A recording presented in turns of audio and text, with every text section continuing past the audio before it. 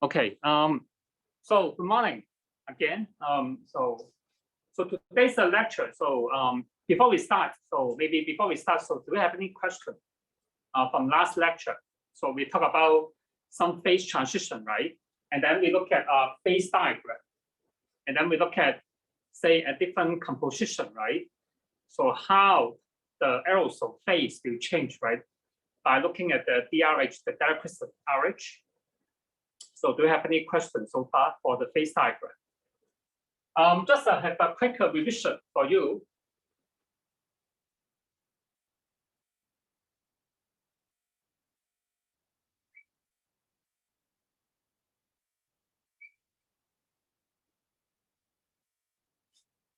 So this is the phase diagram. Last time we talked about the ammonium chloride plus the ammonium nitrate, right? So this is a two-phase system. So let me get.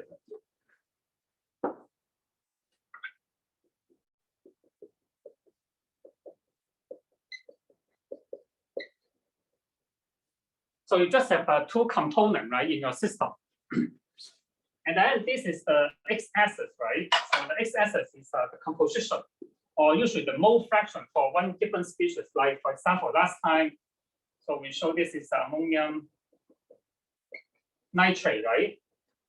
And then basically this, the y-axis here is the kind of the beta crystal point, or we call the DRH, right? DRH of your aerosol, right, or your binary mixture here. So you have ammonium chloride and also the ammonium nitrate, right? So one thing is a very more simplified to notice is that, so these 2 points, right? So we mentioned these 2 points. So these are the, so for example, this point, so mole fraction is 1, right? So that means this is the pure, right, ammonium nitrate. So therefore, we mentioned last time, so this is the direct crystal point or direct crystal RH of your ammonium nitrate, right? And then this, you don't have any ammonium nitrate, so this is pure, right? Ammonium chloride. So this is the direct crystal point or direct crystal RH of your pure ammonium chloride, right? So this is the DRH. And then in between, right, depends on your composition, right? So your DRH will change, right? Depends on the composition of your aerosol, okay? So of course, you can argue, right? This line here, right? So it's the DRH of your system. That means about, if your RH, for example, this is your water activity, or sometimes you can argue, right? So now you know, so at equilibrium, right? So the water activity of an aerosol will be equal to the ambient RH. So you can argue, right, above this point, right, above this line. So this is always the liquid, right? And then below this line, so you will have the solid and liquid, okay? And then below this, the Newtonic point, right? So you remember, there's a special name called the Newtonic point for this point. So basically, you only have the solid, right, of two salts, right? You have solid of the ammonium chloride and also the solid of ammonium nitrate, right? So below this, like Newtonic point here. But somehow in between, right? So you can have solid and liquid. Okay, so that means if you visualize your aerosol, so what will happen in these two regions? So you can argue, so this is just your aqueous droplet, right? So in this region, L, right, just a liquid or aqueous droplet. But in between, okay, in this these two regions, right? So you can have the solid plus some liquid, right? So therefore, in this case, so you can argue, so you can have some salt or solid, okay, and then we have some aqueous, okay, and then of course below this point, then basically just have a solid particle, okay. So it's just a crystallinity particle here. And then if you want to know the composition of your liquid, so of course you just draw the line, you look at your composition, and also you can look at your water activity, then you can determine your liquid composition. And then if you want to look at the liquid composition, right, for this case, that means the solid and the aqueous phase are coexist, right? So how you can determine, right, the composition of your liquid? So basically you use this line, right, this solid line or this line here, right? So this line will give you the composition of the liquid, right?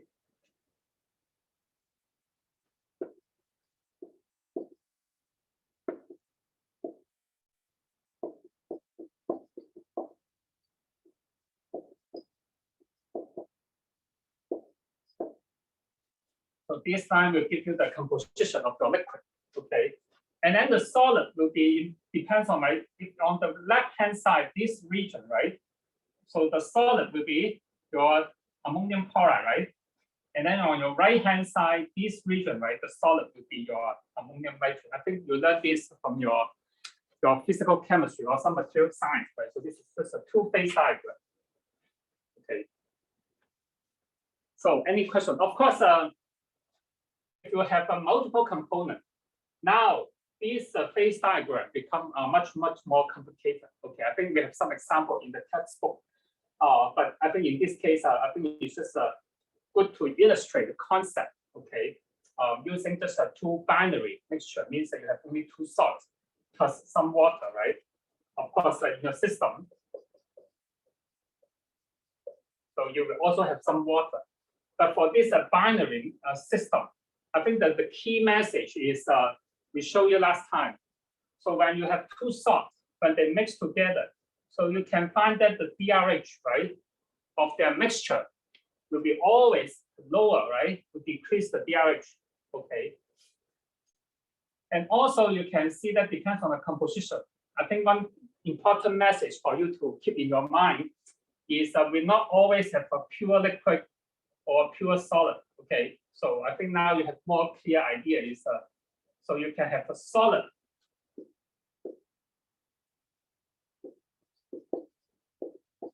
plus liquid, okay? So they can be coexist, okay? So this is an important concept because these phase, okay, so that would be very complicated and have some implication for atmospheric process. For example, if you're interested in looking at the gas particle partitioning or some aqueous phase reaction or the reaction at the surface, so they will play a role, okay, in determine some of these processes here. So therefore, so it's important for us to have some idea about the physical state, or sometimes we call the phase of the aerosol. So this is just I want to keep in your mind, okay? So do you have any questions so far for this two-phase diagram?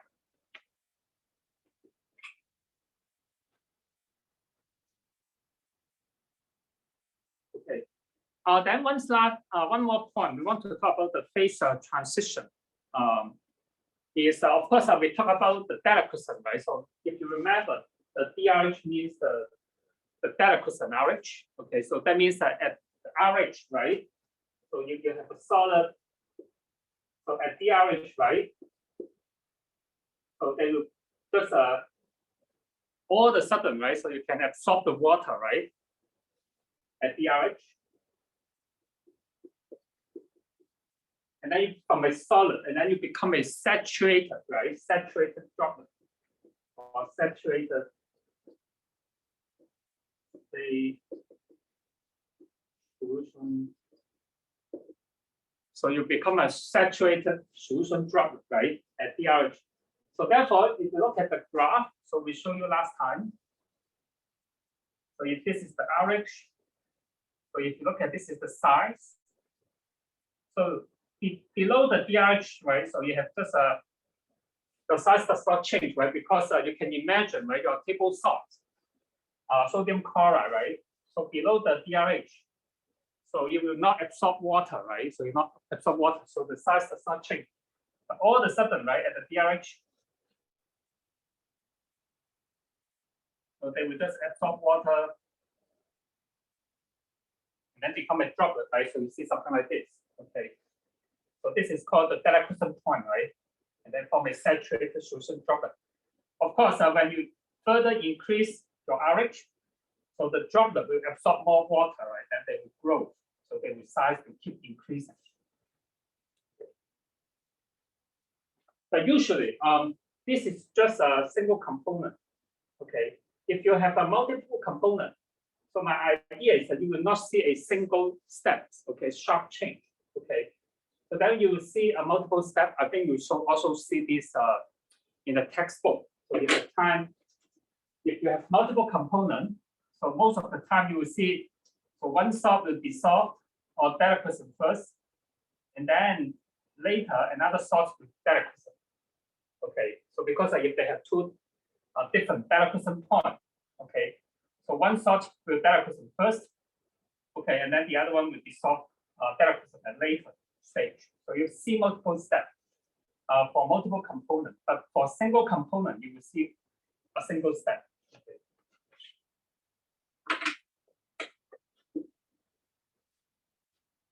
But one more point I want to discuss here is just the crystallization.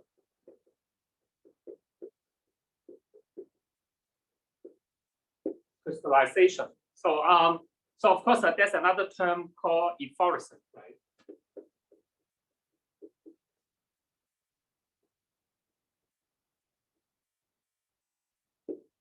So basically we talk about the same process.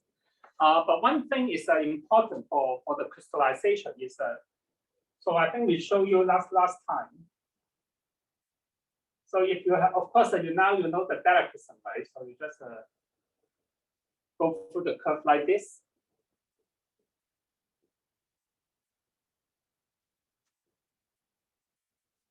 Right, so this is your RH, so this is your particle size. So you go for the deliquescent point, right? And then if you just further increase, so your aerosol absorb more water, right? And then the size keep increasing. But when you decrease your RH, right? So people think that you may, in this point, right? And this beyond this saturation point, right? You can argue. So this is your saturation, right? So you will argue, right? So you can imagine, right? So when we decrease the RH, so when we beyond, just right beyond your saturation point, so you will crystallize, right? So I think this is we learned from the high school physics or some chemistry lab, right? So you see the crystallization, right? So beyond this saturation point, or sometimes we call the solubility, right? But in case for the aerosol phase, if you're looking at, we are not talking about a bulk solution, okay? If you talk about aerosol, okay, so usually you will not crystallize at this saturation point, okay? So they will just maintain as a concentrated solution, and then at certain point, okay, at certain high concentration, then they will crystallize, okay? So this is called a CRH, right? Or we call ERH. So we discussed this before, right? So I just want to remind you that, so usually for aerosol, okay, so you don't see the crystallization at the saturation point. And then they can maintain, as we call the supersaturated solution, okay, because this is the saturation point, right?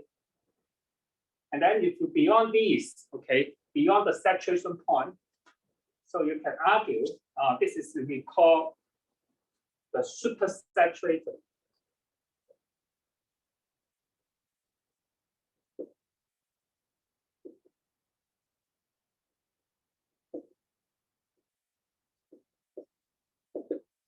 So they are called a supersaturated solution droplet. Okay, so they're supersaturated. So that means they're beyond the saturation point, but they still exist as a solution droplet. Okay, but one thing highlighted here is this supersaturated solution is not very stable. I think sometimes you can maybe think about this. I think this is not a good example, but sometimes you see the water, right? So even you below the freezing point, you still can exist as a solution, right? Solution phase, okay? But somehow you provide some mechanical shock, right? All of a sudden then, or you provide some heat. And then all of a sudden you see the crystallization, they form ice, right? So therefore, so even you can achieve this, we call supersaturated solution, so they are not very stable. So sometimes you will see people say that they are metastable. So somehow that means that they are not very stable. Okay. So not stable, maybe more precise, it's not stable solution.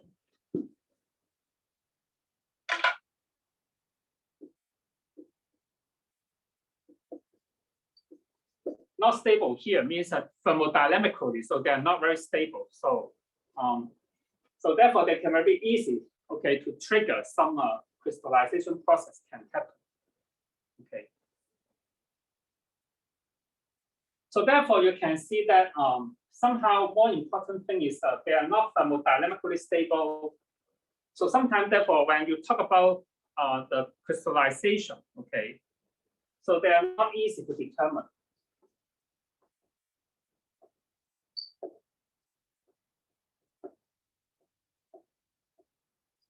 So they are not easy to determine, at least from the thermodynamic point of view. Okay.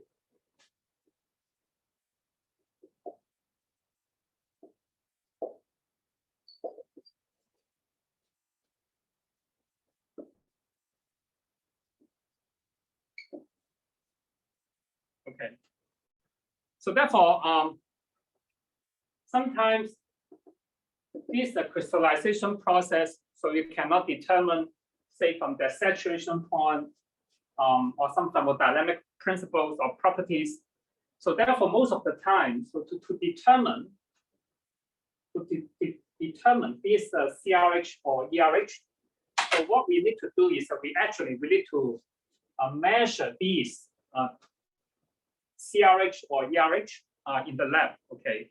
So therefore, these CRH or ERH, so somehow it's difficult to predict, right? So therefore, you need to be measured.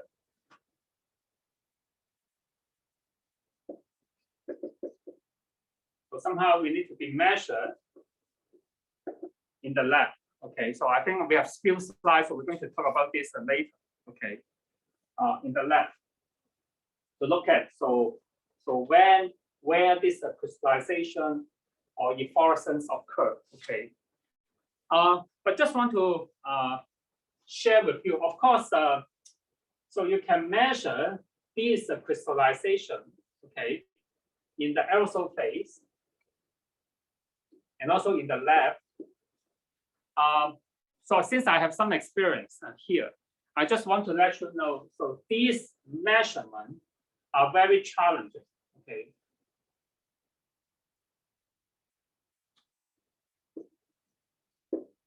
Okay, the reason is the result.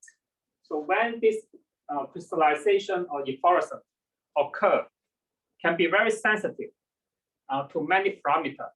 Of course, one parameter is we call the impurity.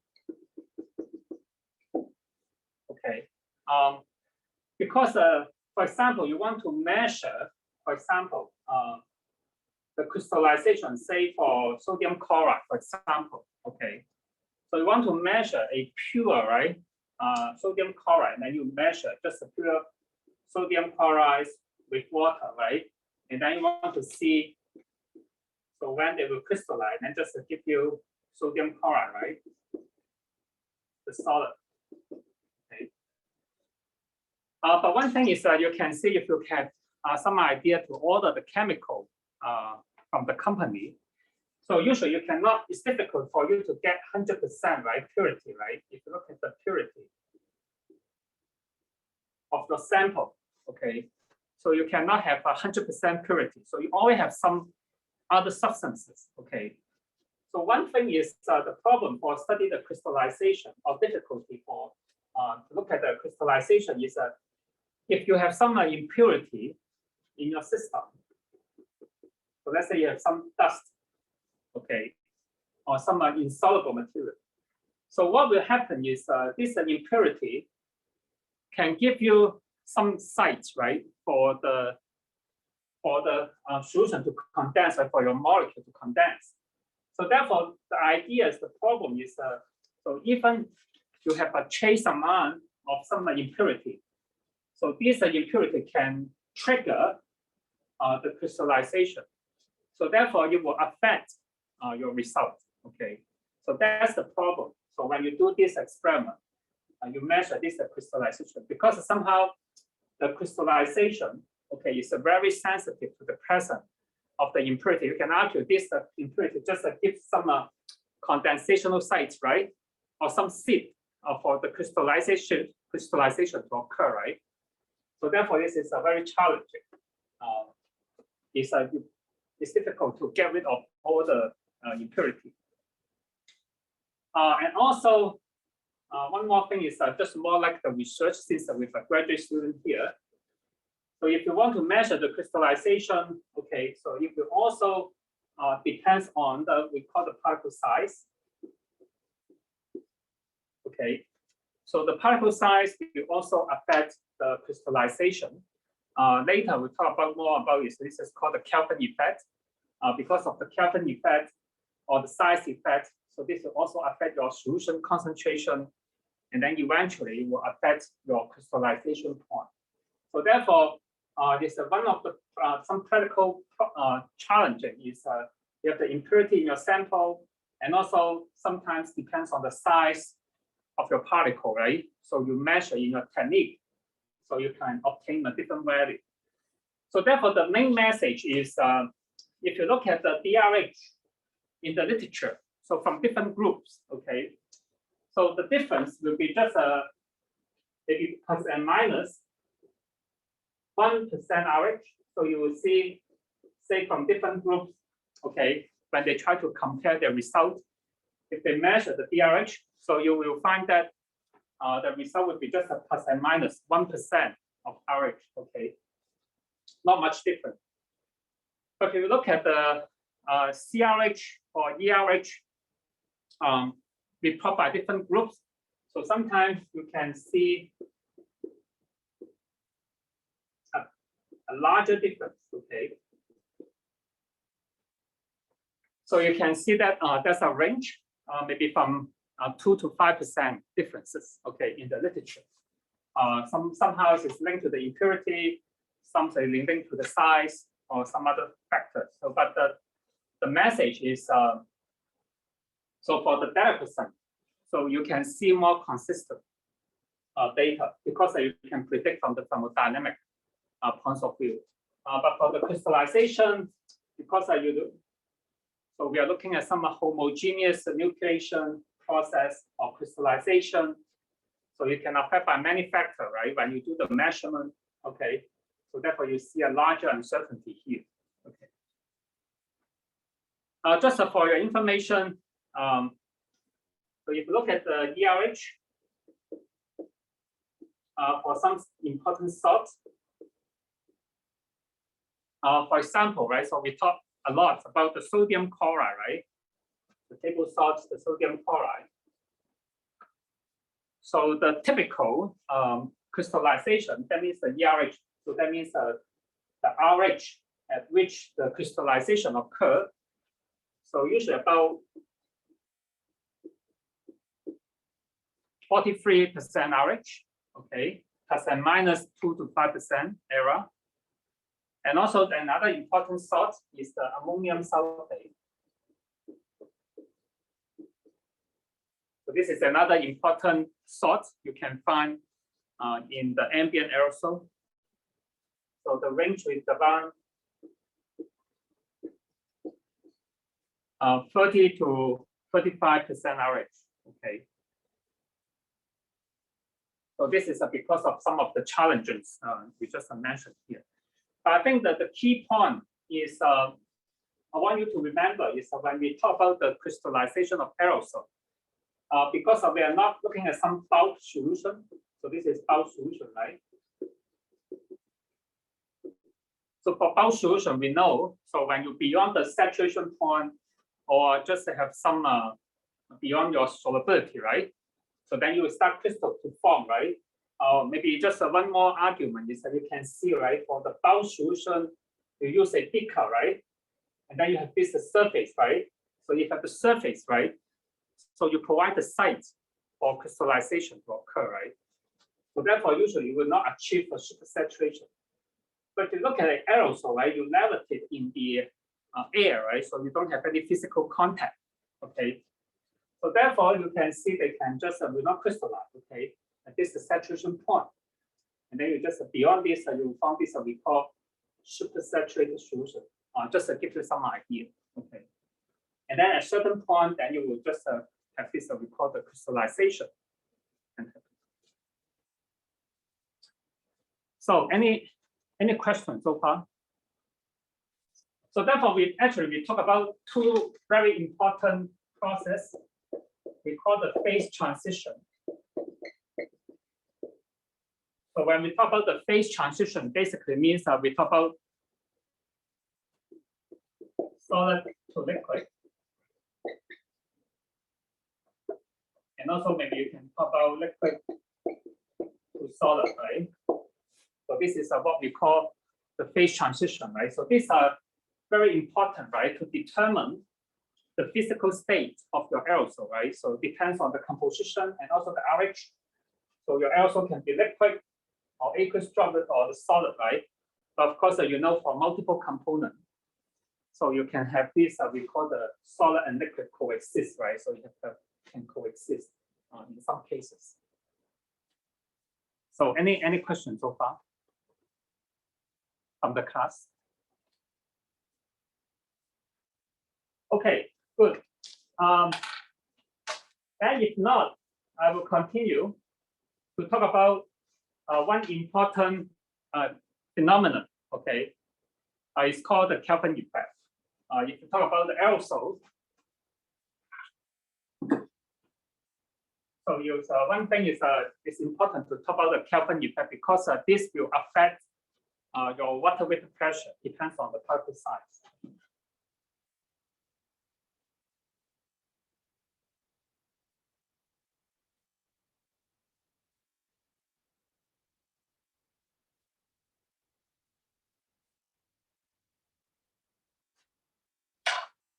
Okay.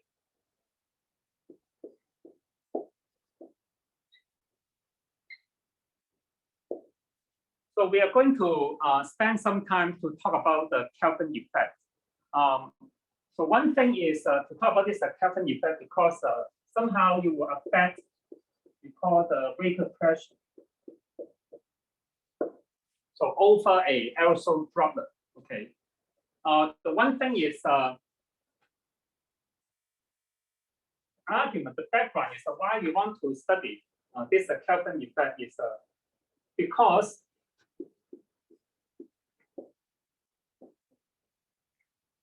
so the vapor pressure, say over a curved surface,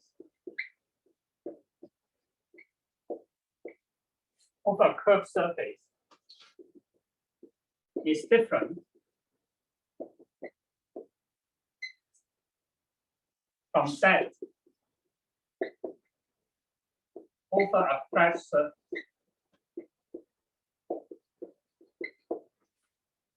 Okay. Of course, we know, right? So when we talk about the vapor pressure, so most of the time, so we draw the figure like this, right? So you have a solution, a bulk solution, right? In a closed system, right? Right? You have a bulk solution, and then you look at the equilibrium, right? So what will be the vapor pressure here, right?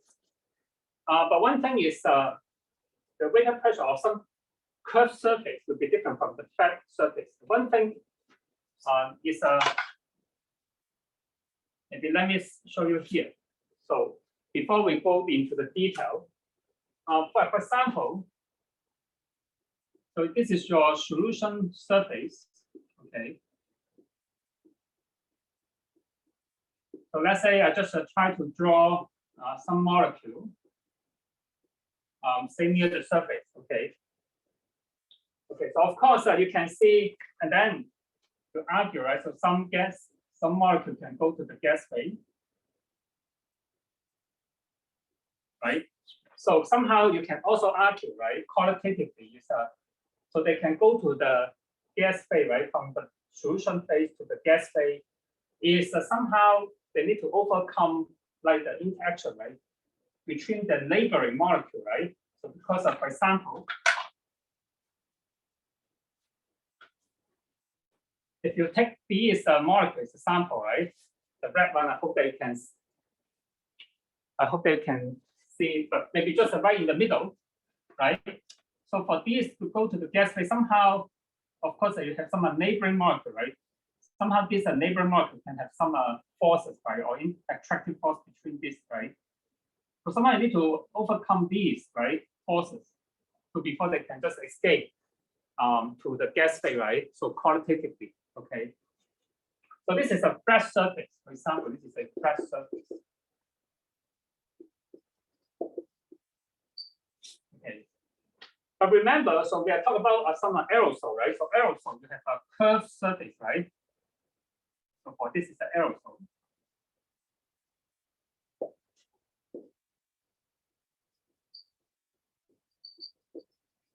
So this is your bulk solution, right? And then you have a more like a flat surface, right?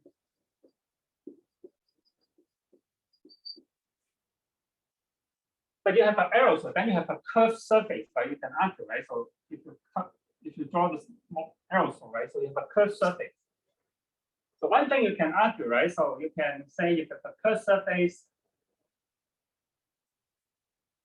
right? So this is your, say this is my aerosol. Okay, so the red one, so I try to draw as aerosol, right? So then you have a more likely you have a curved surface, right?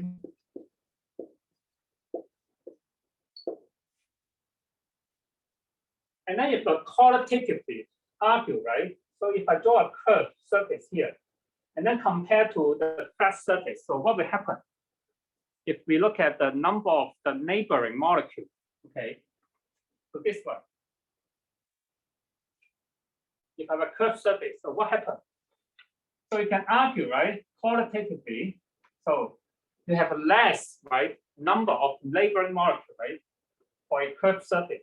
So you see the point, so if I try to draw this, right, of course you can argue there's some other rearrangement, but in general, you can argue, right, qualitatively. So you can have a less molecule, right, neighboring molecule for your. So what will happen to this gas molecule, this molecule? So then it will be, you can argue, right? So it's a more easier, right, to go to the gas phase, right? So in this case, if you agree with my argument, okay. So therefore, you can, in this case, right? So therefore, the vapor pressure will be different, right, from a flat surface and also the curved surface, right? And also these curved surface effects, right? So we need to consider for aerosol, okay. So one thing you can argue, right, for aerosol. So you see we have a range of size range, but if you look at the diameter or particle size, they decrease. That means that they're getting smaller and smaller, right? And then you can argue, right, this is a curvature effect.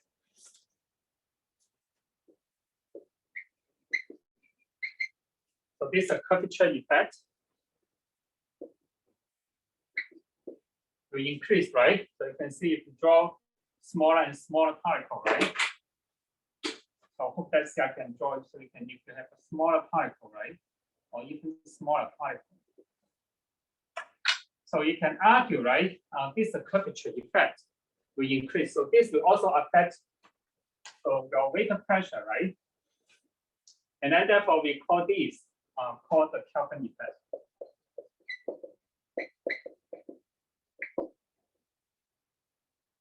Okay. So basically, the Kelvin effect tell us so how your particle size, okay, or your diameter of your droplet will affect your vapor pressure. Okay. So this is we call the Kelvin effect. So basically it means you're looking at so how your particle size, okay, so will affect your surface pressure, say compared to a flat surface. Okay. So I think the lecture notes, okay, give you a very detailed how to deal the to derive the Kelvin equation. But let me go through some key steps for you.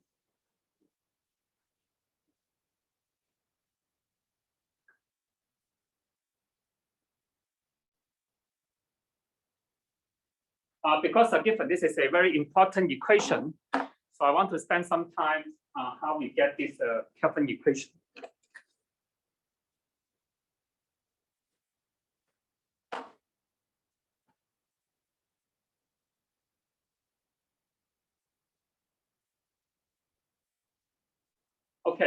So one thing is what we're going to try to show you right now is to see how the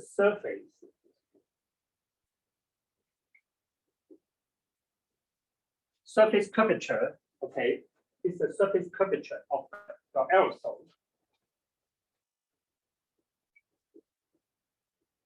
Say influence the vapor pressure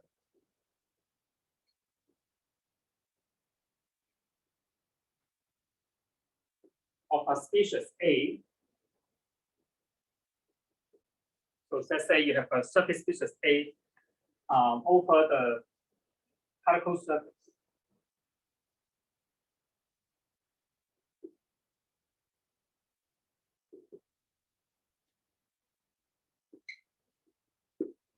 So particle surface means that you have an aerosol, okay. So you can see in this case, we consider, okay, some change in the Gibbs free energy. For example, initially you have just a species in the gas phase. So you have the species A in the gas phase, okay. And then, of course, you have the condensation occur, and then can form a droplet, right? Okay. So then we look at how the Gibbs free energy change across this process, okay. So let's say if to study this, so we consider, okay, a change in your Gibbs free energy,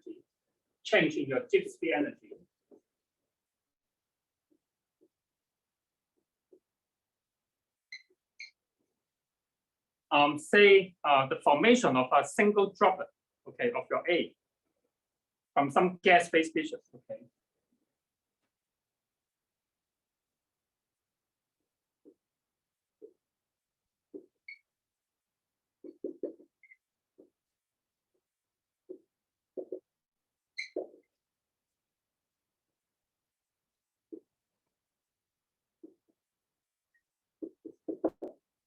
So basically, what that means, initially you can argue in your system.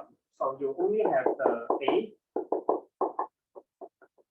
in your system. Say they are all in the gas phase.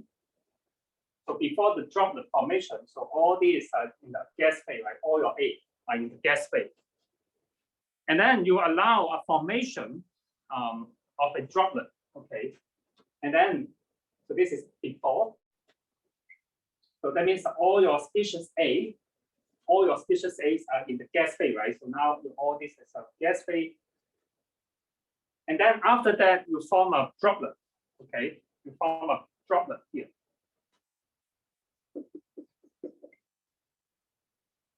You form a single droplet, okay? And then you say you have a radius, the RP. So this is the radius, okay? So that means that initially you have all the species in the gas, and then you allow the formation of a single drop of your pure A with a radius RP here, okay? So of course, to look at these, right? So process, of course, we are looking at how the Gibbs free energy change, right? Between these two phases, before and after, right? So therefore, you are looking at the change in the Gibbs free energy. And then you are looking at, say, you have a Gibbs free energy, right? Or you're looking at the Gibbs free energy, say, after the droplet formation. So let me just use the notation.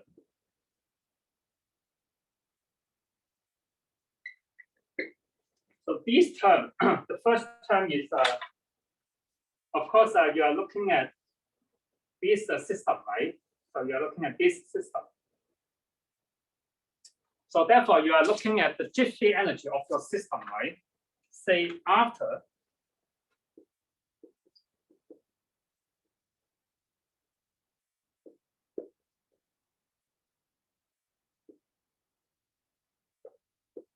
so first, you're looking at the Gibbs free energy, right? So after your droplet formation, and then you are looking at this term, right? So it's before the formation of your droplet. So therefore, this is the Gibbs free energy, right, of your system before the droplet formation, right? So you can argue this is before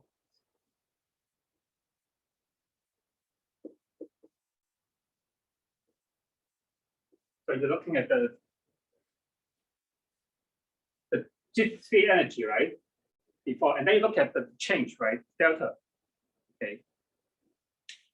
And then if you write down in terms of some equation, so let me write down here.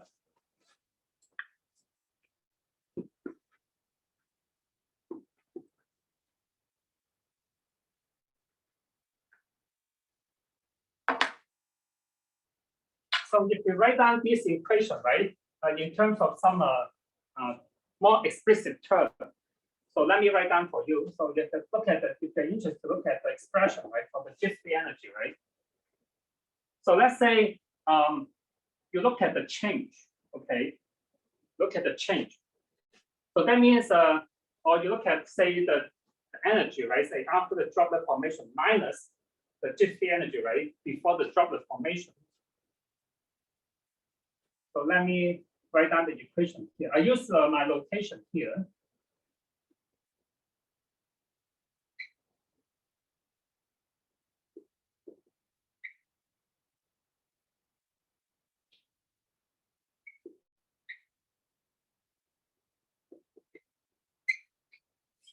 Okay, so let me explain to you here the term. So let's go to this term here. Okay, so this term. So this term is the G3 energy, right? Before the droplet, okay, formation. So basically, you just have all your species in the gas phase, right? So that means I assume the NT here. So initially, you have NT. This is the number of your species A, right? In the gas phase, and then GV. GV is the G3 energy of a molecule in the gas phase. V means the vapor phase, that means in the gas phase. So this is the G3 energy, right, of a molecule, okay? And then you have NT. This is the number of your gas phase molecule, right? So therefore, NT times the GV, right, will give you the G3 energy, right, of your system before the droplet formation, because all your species, right, are in the gas phase, right, or in the vapor phase. And then you have the number of, this is NT, is the number of the gas molecule you have, right? Are you okay with this? So this is easy, right? Okay. So now, after the formation of your droplet, right? Okay. So you can argue, right? Some of these, right, gas phase molecule will go to your liquid phase, or liquid droplet, right? So then you will have n number of molecule, right, in your droplet, okay? And then they will have the G3 energy now in the liquid phase, right? So this will be N times G, right? GL. So this will be the G3 energy, right, associated with your droplet, okay? And then you will still have some remain in the gas phase, right? So N1, now N1 is not NT, right? N1 is the gas phase molecule, right? Still remain in the gas phase, okay? And then this is the GV, is still the G3 energy, right, of your molecule in the gas phase. So GL is the G3 energy, right, of a molecule in the liquid phase. So there are different G3 energy, right, in different phase, okay? And also, I think you notice that to somehow to have a droplet to exist, right? So you still have this surface tension, right, in your interface, right? So you need to overcome this. There will be some G3 energy. So therefore, so this is the gas. So this is the droplet. So this is related to your surface tension, right? So this is the kind of the amount of the energy, right? So you require, right, to form this curvature, right, or to form this droplet. Okay. So basically, these are the terms. So you will have in your equation. Okay. So qualitatively. So in this case, maybe I just write down. Are you okay with my explanation? So basically, I just explain the term here, right? So initially, you just have all your molecule A, right, are in the gas phase, and then after that, some will go to the liquid phase, right, or the droplet, right, and then some still remain in the gas, okay. And then remember, so you still have this some energy, right, to maintain this curvature, right, here. So therefore, these are the terms to come up with. So then you look at the difference, which tells you the. So when you have this process, right? So how your Gibbs-free energy change, right? Are you okay with this? Okay. So maybe just write down the terms so that you have some better idea. So now you know the N1. So in my case, my N1 is just the NT minus the small n, right? Because this is the initial, right, number of your species A, and then some will go to your droplet, right? And then there will be some remain in the gas, okay? So therefore, this will be like the number of the vapor, right?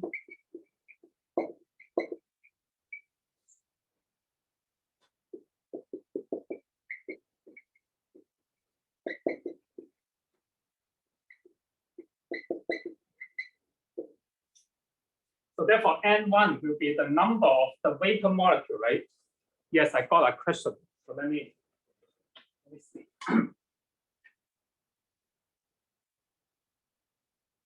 Oh, the sigma. Okay, good.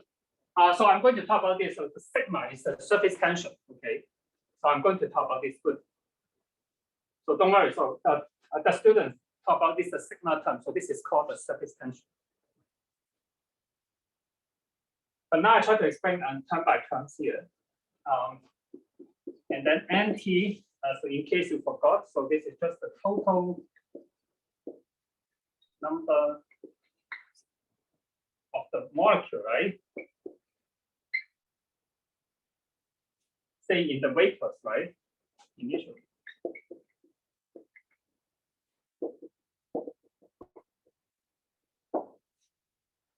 Okay.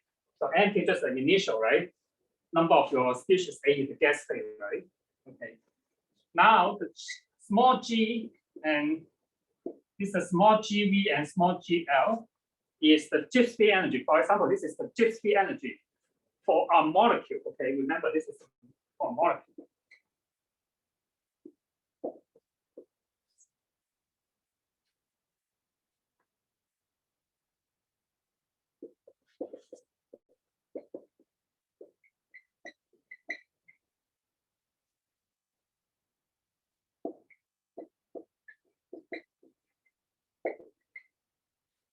Say in the gas and in the drop.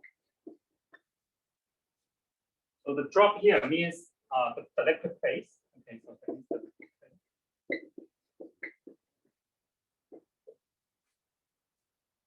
Okay. And then this is sigma, just like I mentioned by the student. So this is sigma because you know you maintain a curvature, right? So we need the surface tension, right? So therefore, this sigma is called the surface tension.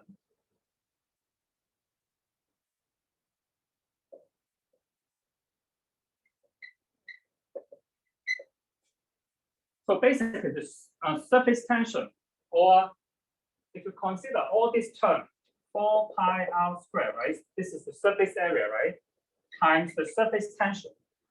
So you can argue, right? So this is the free energy, right? Associated with this interface, okay? Because you have this, so you can argue this is the free energy.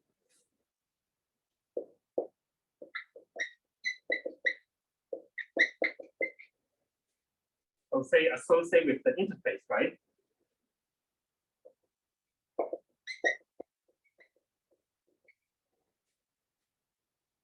So in this case, so you have this interface, right, between the gas and the liquid here, and then you have a surface tension terms, and then associated with this, we call the particle diameter, right?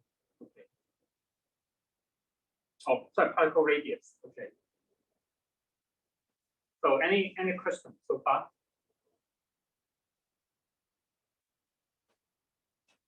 So that's another question. Let me see.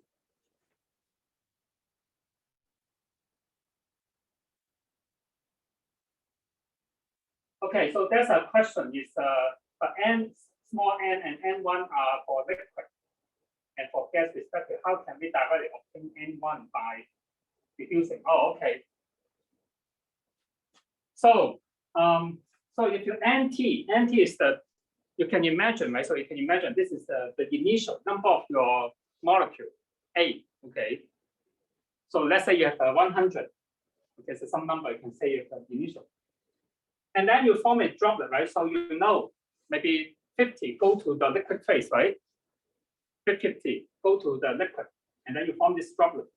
And then you still have some in the gas, right? So this will be 50, right? In this case, if I make up the number. So this is 50, and then this is 50.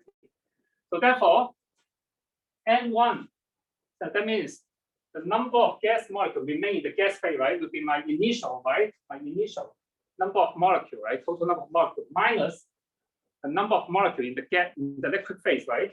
Or in the droplet. And there will be the remaining, will be the gas phase. Am I answer your question? So that's why N1 will be equal to NT minus this N, small n. So do I answer your question?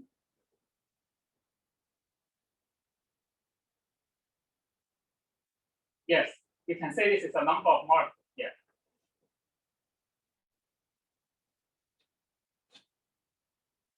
Okay, good. Thank you.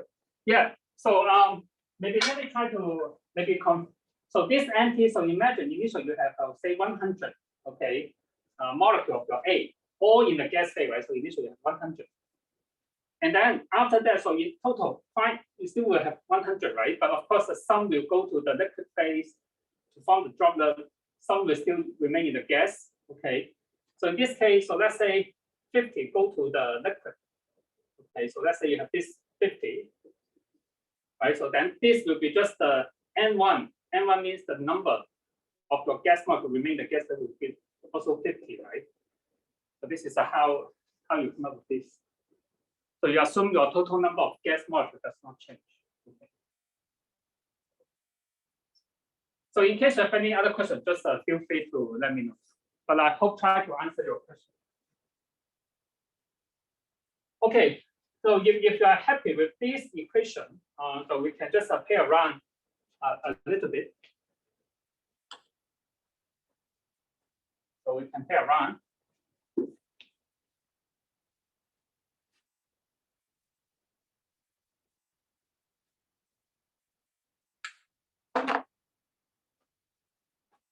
So let's say I try to just rearrange this equation. So let's say I just rearrange this equation, okay? And then you will find that the delta G will be equal to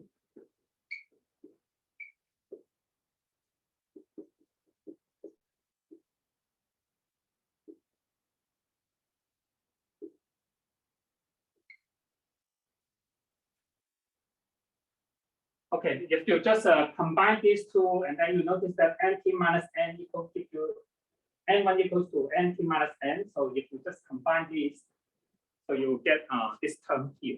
Okay. And then if you remember, N is the number of droplets, right? In your, so remember, N is the number of your molecule, right? In the droplet.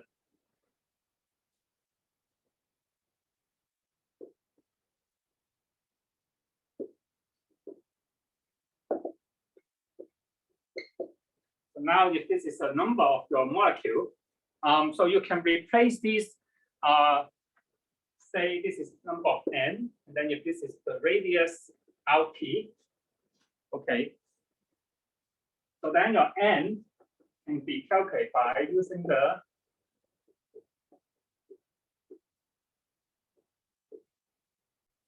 okay. So 4 pi Rp to the power of 3, right?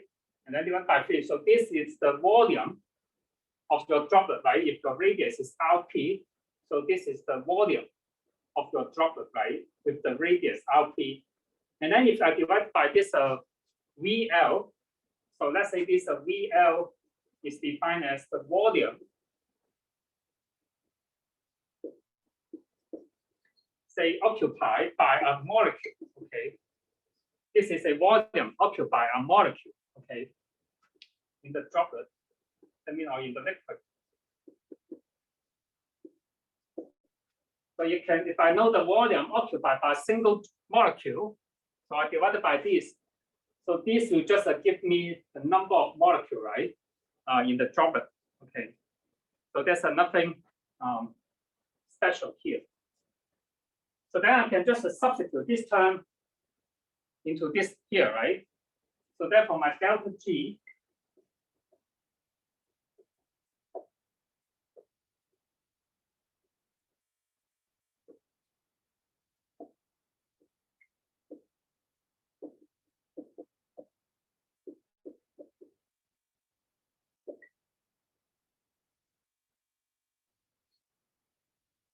so this is how we get this equation, okay? So when you change your Gibbs free energy, right? So that when you have this happen, right? So when you have a gas phase molecule, and then you condense and you form a droplet. So this is how the Gibbs free energy change, right? Associated with the process, okay? So then you come up with this Gibbs free energy here. Okay. So any questions so far? So up to this point, we set the equation. Based on our discussion, we set the equation up to here. Are you okay with this? So any question from the class? It's okay, right?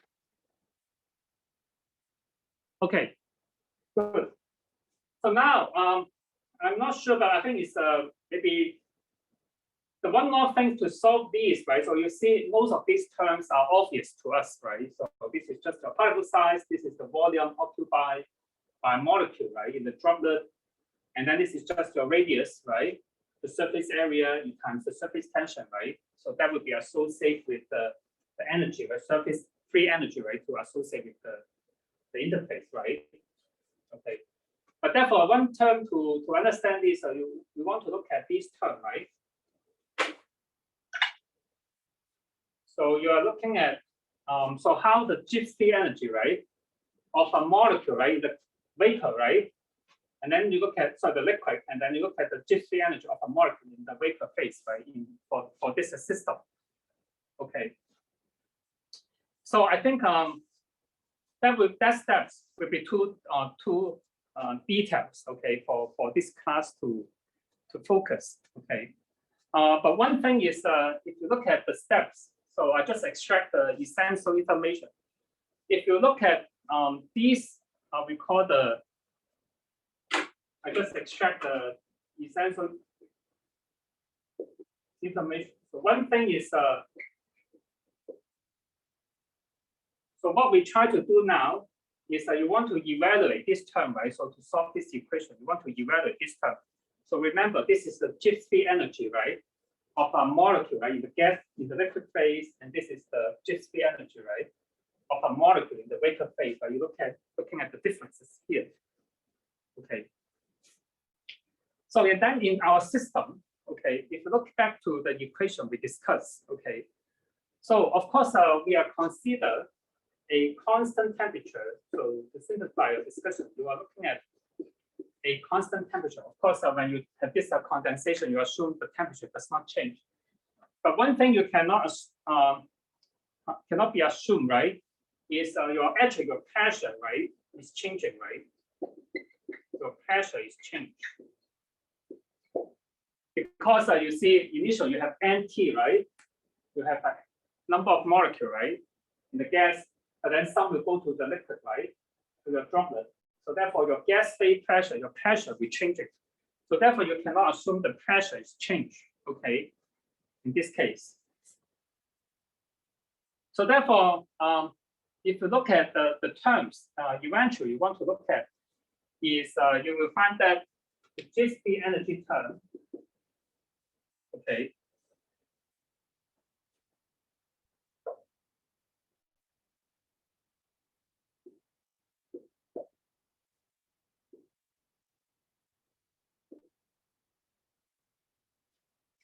so therefore, if you eventually look at your Gibbs free energy terms, so that would be looking at the pressure change and then related to the volume, okay, of your system here, okay.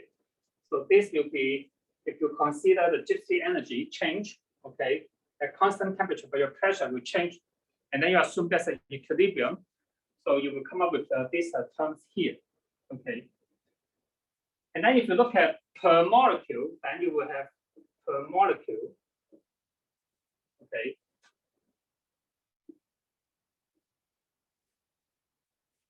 So this will be just to change the symbol. That this is means the per molecule cases. Per molecule cases, okay. So this is the whole system. And now if you look at the per molecule, then you're looking at the change in the gypsy energy, say per molecule, okay, the volume, okay, change, and then the pressure change here. Okay.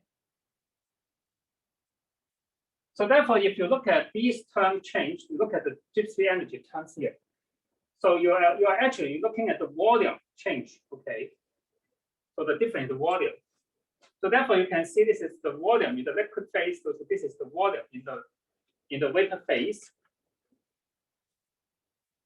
So therefore, in that case, so let me get.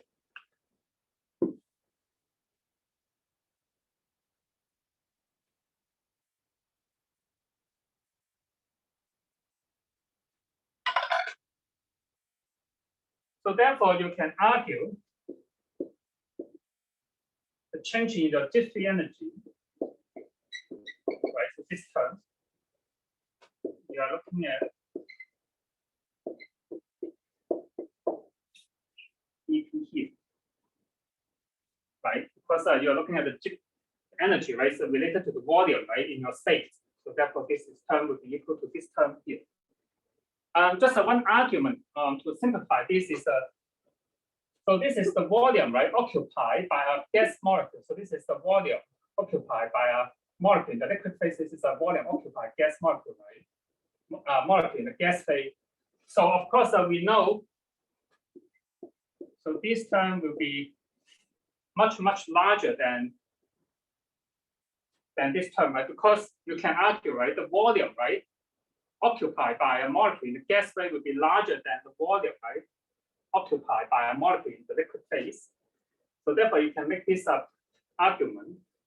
So therefore, you can, that's why.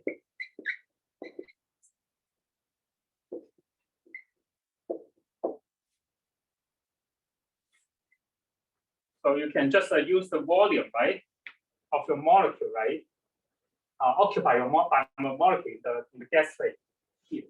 Okay, this is a good approximation. Okay.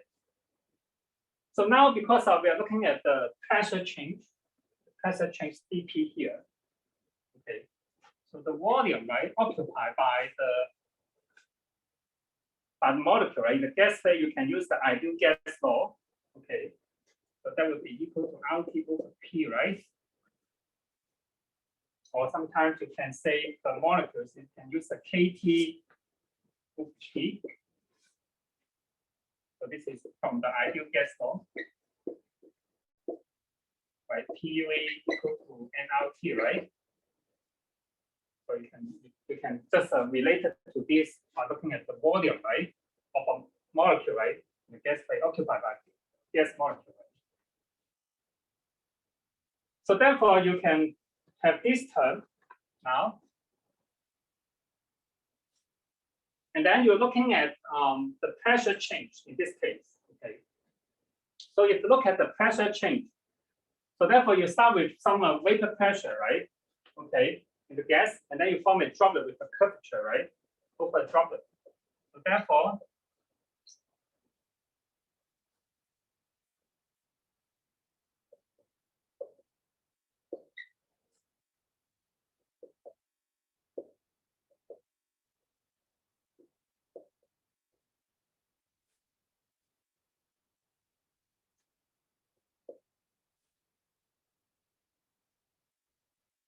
so what I'm doing here is the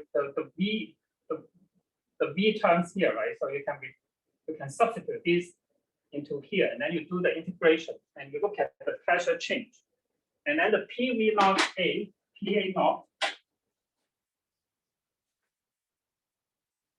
So this is your vapor pressure. of the A.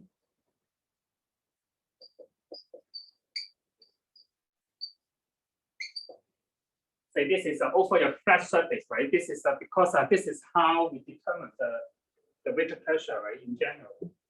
And then this PA just your vapor pressure, right?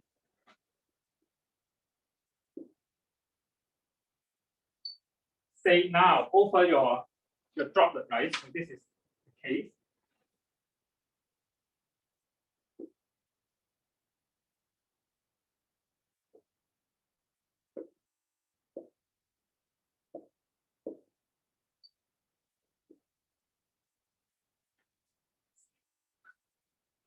So by solving this equation, and then you put this back into this term,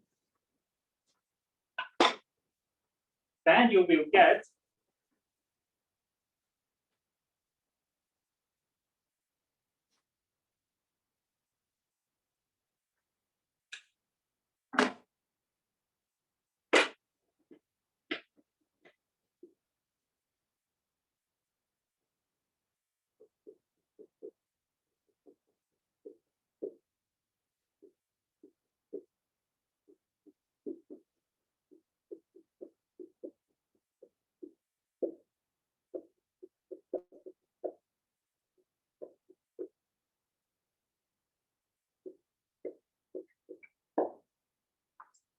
so if you solve this integration, okay, and then you plug this in back to this term, so the overall equation, so you come up with this minus, okay, this is just the n, right? N terms, so this is the volume, right?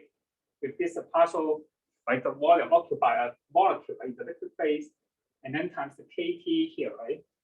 This integration term will give you this, and then you still have this free energy, right? Associated with the interface here. So you will come up with this term, okay?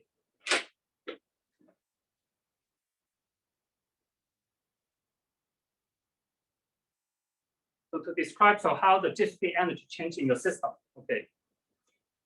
So now, if you really want to find a steady state or solve the equation, right? Because you eventually want to look at equilibrium, right? At equilibrium. So what you try to do is you're looking at a different radius, right? And then that will give you the equilibrium, right? So this is how you determine. You try to find a radius, right? So that will eventually give you an equilibrium, right? So somehow reach an equilibrium. So then by solving these equation, and then you set equal to 0, okay? And then you're looking for a radius, okay? So therefore, you will find that eventually, I just to show you the results.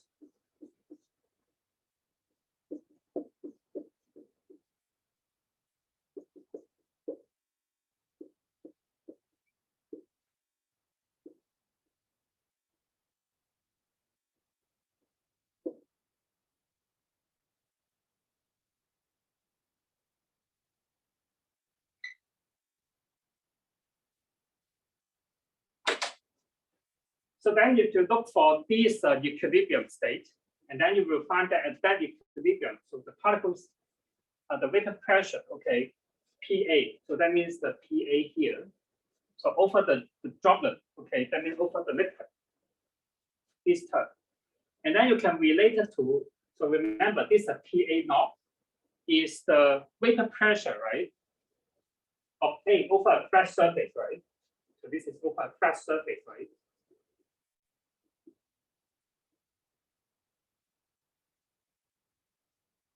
And then you will times its potential term. So this is a 2 times, this is a sigma. Sigma, remember, this is the surface tension, right, of your droplet.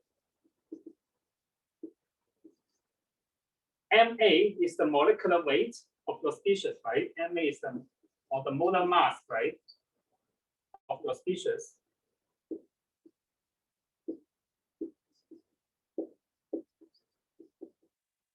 And then RT is the gas constant. T is related to temperature.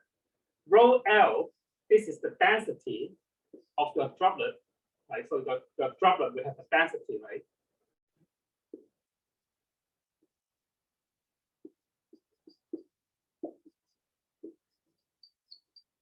And then the RP is the radius of your droplet. So therefore, if you're solving this equation, okay, so these are the, we call the Kelvin equation. Okay. Oh, okay. So there's a term here, right? So, so this is a notation. This is KT. K is the Boltzmann constant, right? And then times the T. So if you use this KT, so you are also looking at per molecule. Okay, this is you're looking at the per molecule, right? The volume occupied by a single molecule, right? In the volume in a gas phase. So you can also use the KT here. And then one thing is, I think it's the P here. So P here, this is called the partial pressure. Okay, so this is from the capital T. So this is, sorry for the notation. Does it make sense? Because of the pressure time is different. To calculate the molecule here, the volume occupied by a single molecule in the gas phase.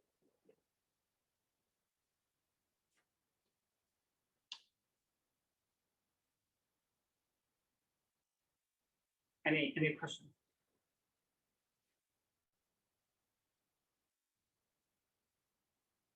So do I answer your question?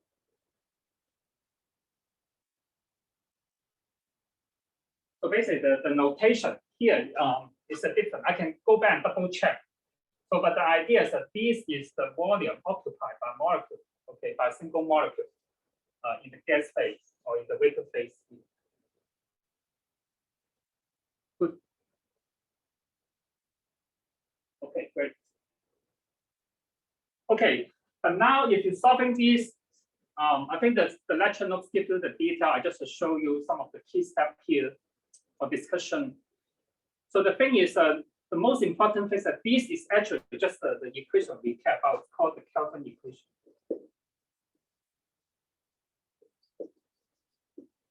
This is what we call the Kelvin equation. Okay, the Kelvin equation. The most important things is remember you are looking at a pressure, a vapor pressure.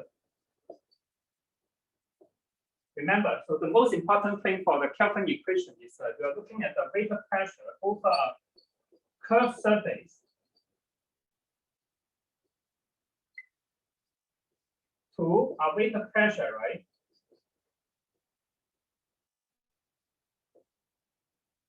Over a flat surface. Okay. Over a flat surface. Remember, you are looking at a vapor pressure like this, a droplet, and also a flat surface, right? So you're looking at this, okay? And then you use this Kelvin equation to do the correction. And one thing is that you can see this Kelvin term, right? Remember at the very beginning. So we mentioned this curvature effect, right?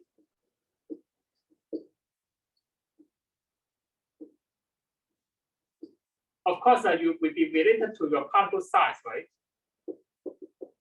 Your droplet size here, right? So when you have smaller and smaller, if your size getting smaller and smaller, right? If your size decrease, right? So your curvature effect will increase, okay? Your Kelvin effect will also increase, right? You're getting smaller and smaller. And then you can see here is if my size decrease, so what will happen to my pressure? If I'm taking this ratio, this ratio will increase, right? So this equation, this ratio will increase.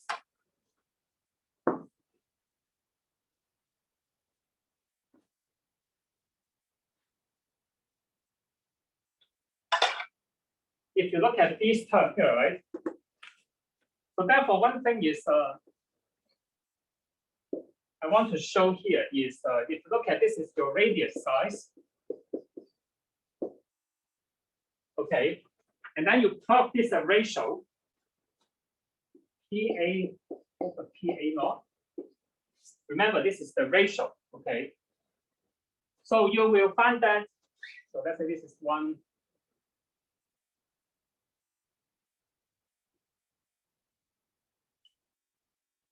Okay.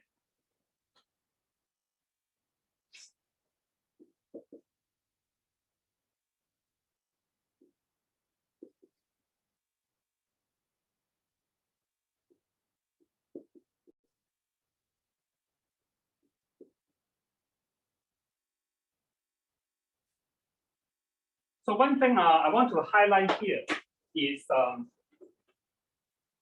so you can see if your particle size, the radius, okay, say larger than 0.1 micron. Okay. If you look at my graph, so if you say it's larger than 0.1 micron, okay, so you can see the curvature effect is not significant, right? So the ratio is close to 1, right? So the ratio is close to 1. So therefore, you don't see much this curvature effect for particle size larger than 0.1 micron. But you can see when your particle size say less than 0.1 micron, right? Now,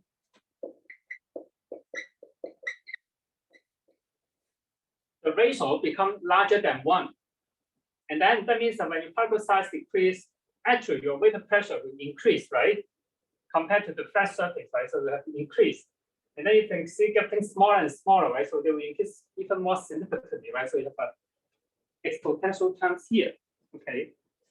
So therefore, I just want to highlight one note. So if you want to look at this curvature effect, or now we call it Kelvin effect, is it become important.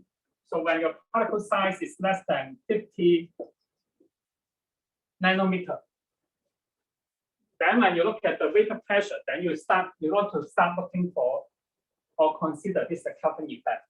If say larger than 100 micron or nanometer, so you don't need to worry about this Kelvin effect or curvature effect. And qualitatively, if you forget all these things, okay, so one thing you want to argue is, remember,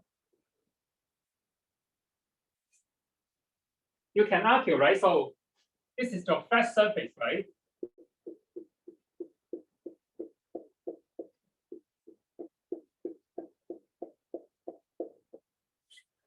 For the flat surface, so you will have more number of neighboring molecules, right?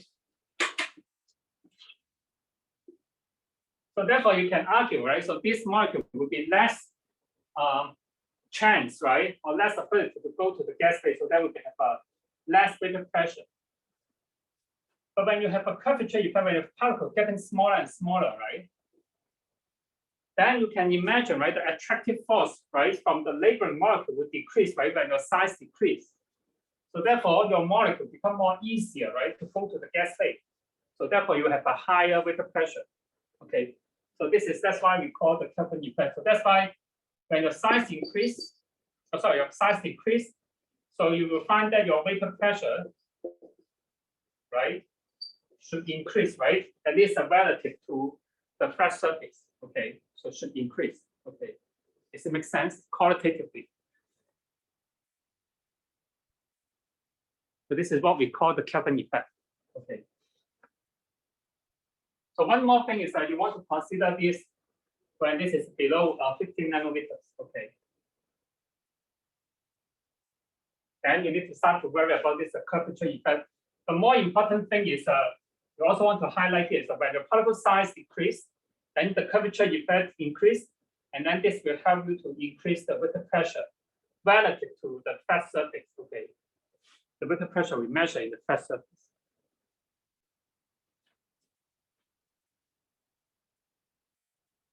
Okay, can you explain, generally explain that why and when you should consider the Kelvin effect, right? Okay. So one thing is, are you okay with, say, when the size decrease, your vapor pressure will increase? Are you okay with this? So are the group or the class agree with this? Okay. So if you agree with this, so what will be important? Okay. So now you can imagine, right? If you use the vapor pressure you determine from the bulk, okay, and then you assume an equilibrium, that is the vapor pressure, okay. But actually, for a droplet, okay, for small size of the droplet, actually the vapor pressure is different from the vapor pressure we measure from the bulk solution. Are you okay with this? So one thing is why we want to consider this Kelvin effect is most of the time I'm thinking is the vapor pressure, right? The data. So we have. So where we get this data, we measure, right, from some bulk solution, right? we measure from the bulk solution. And then you try to use these, right, information, right, to predict the vapor pressure, right, for a droplet. Then you see it's not correct, right? You need to do the correction because of this curvature effect or Kelvin effect. So therefore, you need to consider the apply this, then you need to do the correction, right, to consider the curvature effect. Then we use this Kelvin equation, okay? And most of the time for smaller particle, especially for smaller particle, the vapor pressure, okay, here will be larger than what we predict or we measure in the bulk phase. Okay, so therefore you need to do the correction. Does it make sense? Okay, so when the Kelvin size effect, right? So this is the condition. So you can see that when your size, the radius, say less than 50 nanometers. So I forgot to put down here. So the radius size of the particle less than 50 nanometers, then you need to consider. Does it make sense? So that means that when the size smaller than 15 nanometer, okay, in radius, then you need to consider this Kelvin effect. For large, because you can argue, right, for large particle, right, so for large particle, right, so the behavior is just more like a bulk solution, right? So you don't need to worry too much about the correction. But when you have smaller and smaller particle, right, so this curvature effect to become more significant, then you need to do the correction. Does it make sense? So it's a 15 nanometer in radius. Is it okay?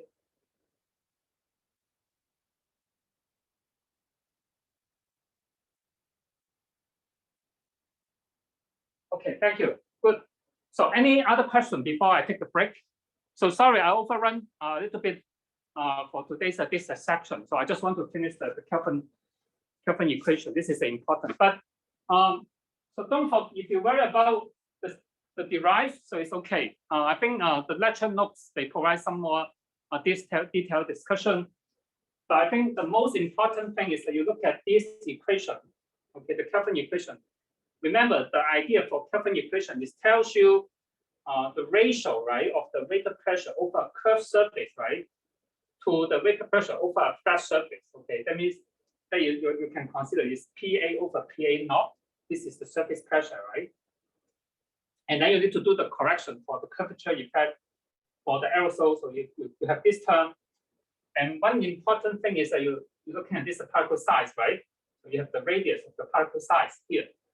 So one thing is, so this equation, if you can plug in some number, so you will find that if your particle size is larger than 100 nanometer, so you don't need to worry too much about the curvature effect.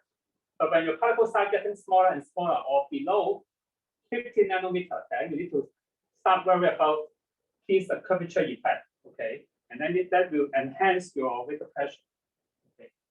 So more important is that you have this Kelvin effect. When your size decrease, it will increase the vapor pressure, okay, compared to the surface, flat surface.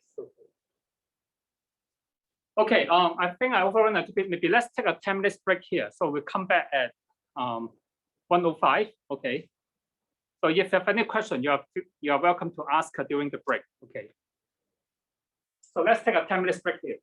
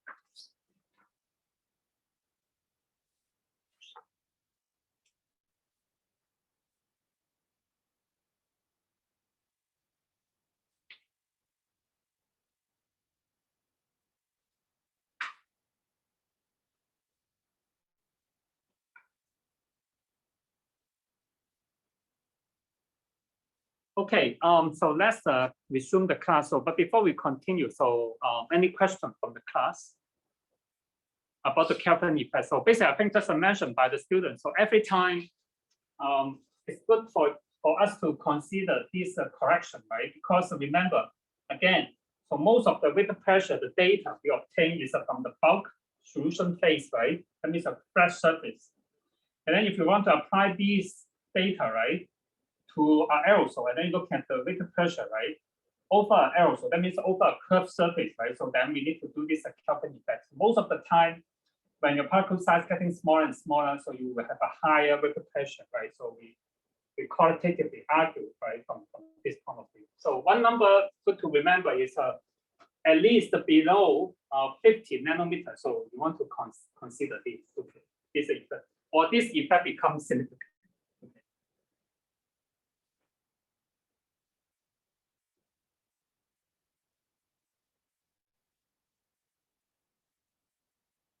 So now we talk about some of the thermodynamics of the aerosols.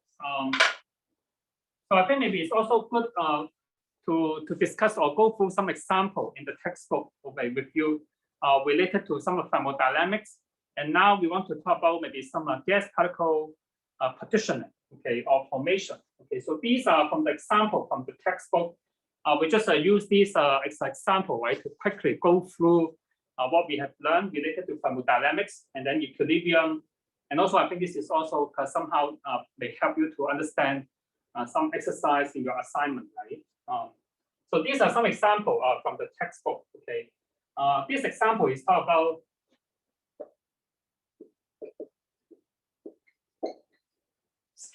so let's say you have some ammonium nitric acid and then water system, okay? And then we look at some aerosol formation or partitioning, gas particle partitioning. So one thing is important for us to know is, especially for those you study the ambient aerosol, right? So if one of the important components is inorganic and organic species, right? Inorganic species. So one thing for the inorganic, so people are interested to look at if there's some ammonia gas, and then you have some nitric acid. So we know, so you can form some ammonium nitrate, okay? So these are the one of the major pathway, okay? So one of the major pathway, you can form the nitric acid. S means that you can form this in the aerosol, okay? So given you have a sufficient amount of the ammonia, right? Ammonium gas and also nitric acid, right? And then it's a reversible reaction. So that means we can also argue, right? Or we know if you don't have, like say, enough, or you have a small amount of ammonium or nitric acid, the gas phase, so what will happen? Then your ammonium nitrate, right, will dissociate, right? And then give you back the ammonia and also the nitric acid, right, from the aerosol phase. Okay. But one thing is here I put down a state is the solid, right? S means the solid. But now you know depends on the RH. Depends on the RH, that means the relative humidity, right? So the ammonium nitrate, right? So you can be solid or liquid, right? Or aqueous, right? So they can, because we have discussed, right? If you be above the Delaplacian point, the DRH, so that will be liquid, right? Below the Delaplacian point, so you can argue, right?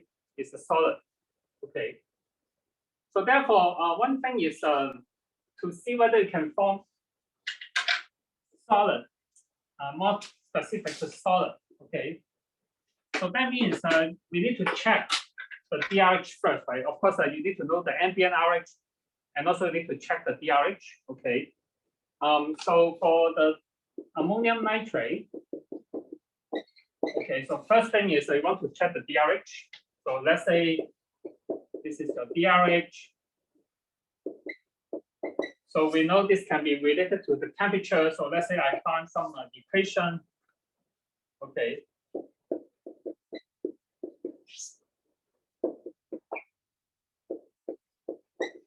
Okay. So this equation just tell us like the Delaplacian RH, okay, the DRH, at different temperature, right? So you can calculate these, okay, at different temperature, okay. So for example, you can argue, right, at the room temperature, so if you substitute this, so you will find the DRH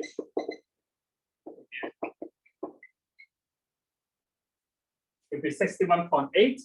And then if you go to different RH, different temperature, say, if you go to 288, so that means another different temperature.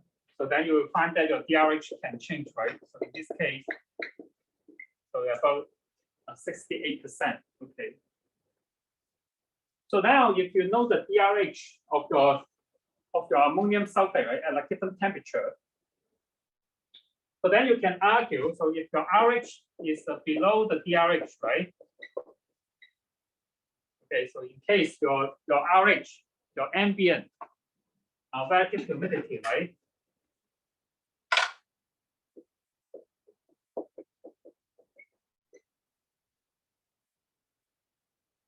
So below the DRH, then you can argue, so your ammonium nitrate, right, will be a solid state, right, in a solid state. Okay, so this is how you calculate solid state. And also, so you have this equation, right? So now when we discuss the equilibrium, right, using the GMT energy, right, or chemical potential, you can also calculate, right, the equilibrium constant, right? So you can say, assume you reach an equilibrium, right? The change in the GMT energy will be equal to 0. And then you can say your chemical potential, right, of the ammonia plus the chemical potential of your nitric acid will be equal to the chemical potential, right, of your ammonium nitrate, right, with the stoichiometric coefficient, right? So we showed this before. And then if you assume they are in the ideal gas or ideal solution, right, this is the chemical potential, right? So if you remember the chemical potential, so we can relate it to the standard state and also the activity, right? Okay, so if you remember, so you can, based on the equation, and then you can just write down how to calculate, right? So I think we showed you this before.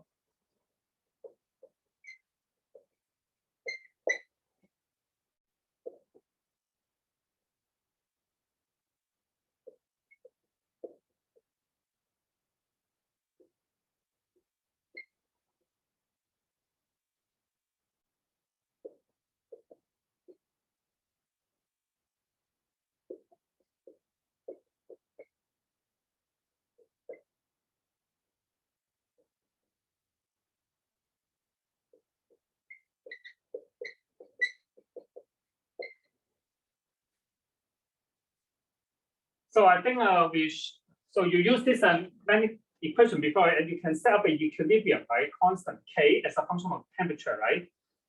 Will be equal to this equation, right? So now if you assume it's an ideal gas law, so if I want to just make it more nice.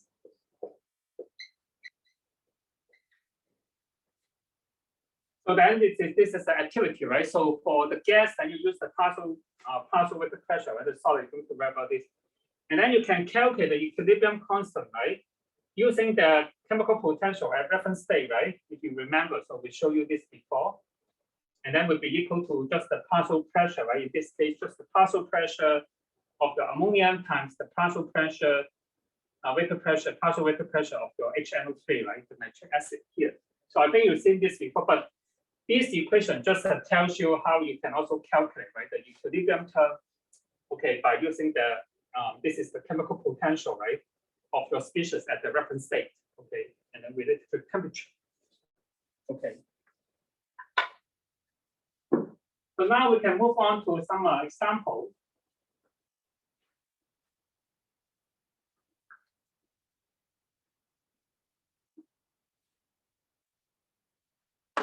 So more specific example. So one thing is, so let's say we are interested in look at the solid first, okay? So we want to see if you have this, we call the solid ammonium nitrate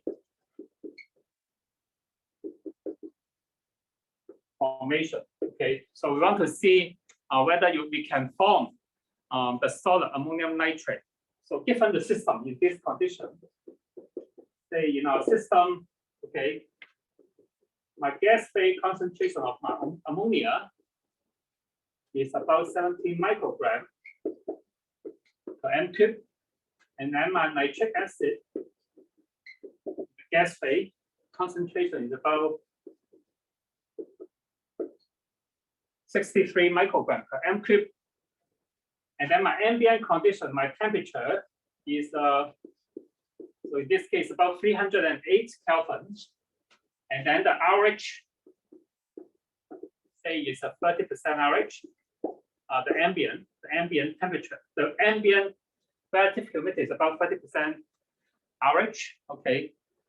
So then the question is, so given this condition, okay, this amount of ammonium gas and nitric acid, okay, and then this is the temperature, and then this is the ambient relative humidity. So can we form the solid, right, ammonium nitrate? Okay.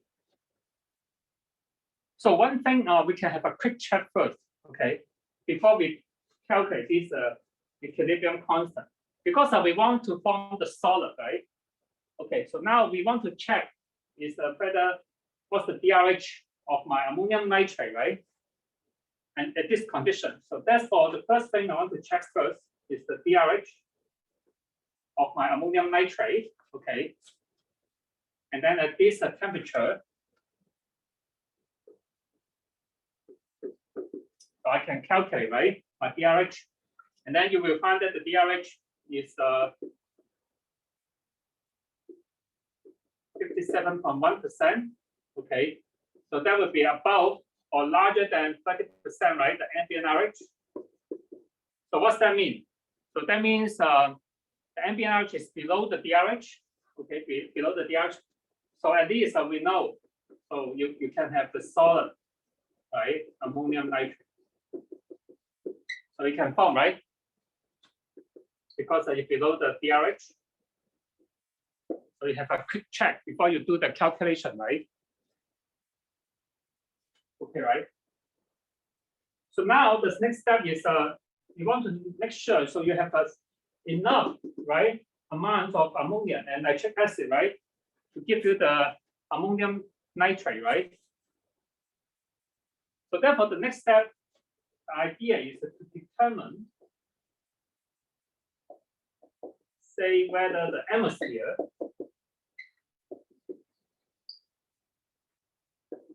I would say if it's saturated with ammonia and the nitric acid, right? If you don't have enough ammonia and nitric acid, so the ammonium nitrate just will dissociate, right? And give you back the nitric acid and also the ammonia. So therefore, you want to determine so whether the atmosphere is saturated with the ammonia and also the nitric acid. So one thing you want to use the equilibrium, right? So if you remember, depends on the unit you choose, but the typical unit for the partial weighted pressure of ammonia and partial weighted pressure, right? So they are in the ppb, the mixing ratio, right? If you remember. So most of the time when you look at the equilibrium constant, okay, the equilibrium constant, the unit, okay, so usually we use is the mixing ratio. Okay, for example, ppb, right?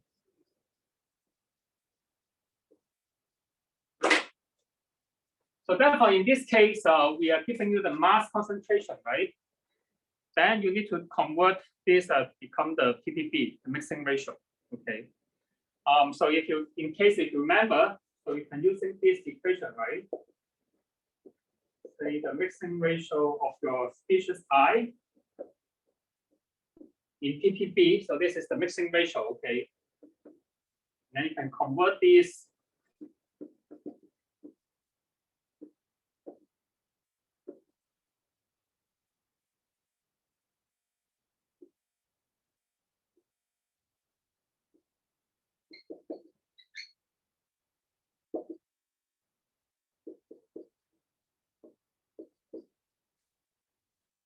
So if you remember, so we have this equation to help us to do the unit conversion, right? So in case you have a concentration, right?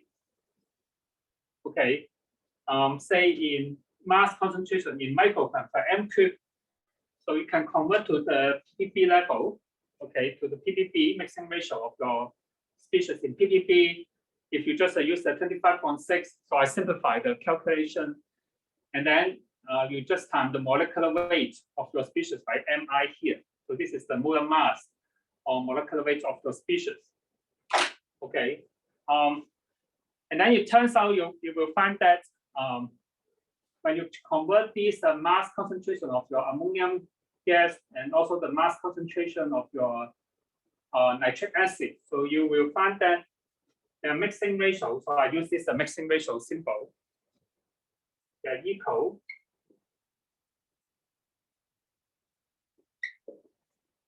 So they will also is 25.6 ppb. Okay, so this is 25.6 ppb. So now you have this number, right? And then one thing is that you also need to determine, right, the equilibrium constant at a given temperature. And then if you calculate this,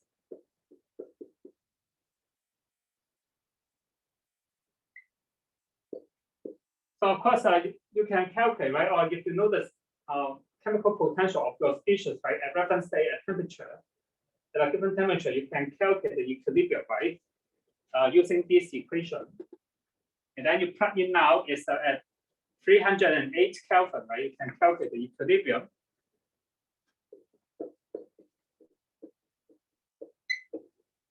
So you find that at that case, so it's 486 ppb squared. So this is your equilibrium constant. And then this is the concentration of your two species, okay? And then if you time these two mixing ratio together, right, just a 22.6 times 22.6, right? So you will find that that will be, I just take to the single digit one digit here. So this is just a 655, okay, ppb squared, okay, ppb squared. So now you can see that the product, right, the product of your two mixing ratio or vapor pressure, right, of your two species is a larger, right, larger than the K value, right? So it's a larger than the equilibrium constant, right, the K value here. So what's that mean? So that means your concentration, right, or your atmosphere is saturated, right, with your two species. It's larger than your equilibrium constant, right? So therefore it's saturated with your two species. So that means the argument here is because you are larger than the equilibrium constant, right? I think you know from your thermodynamics. So that means a fraction, right? A fraction of your ammonia and your nitric acid can react and form the ammonium nitrate, right? So therefore, the idea is a fraction, right, of your ammonia and nitric acid, right, will transfer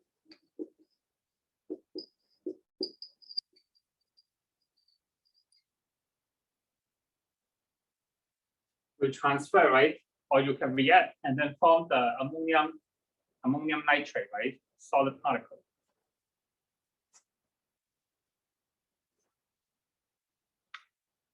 So now then we can just so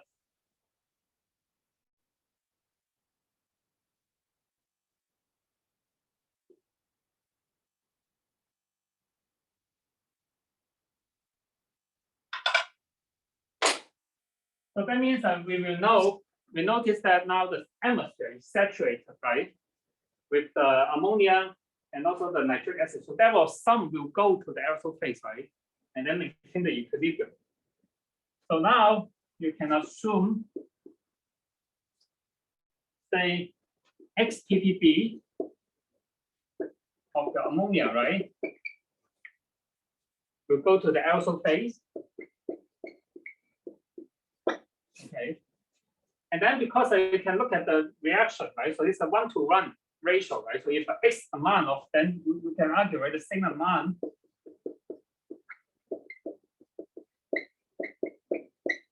It will also go to the also phase. So then now you can say you can have a new equilibrium.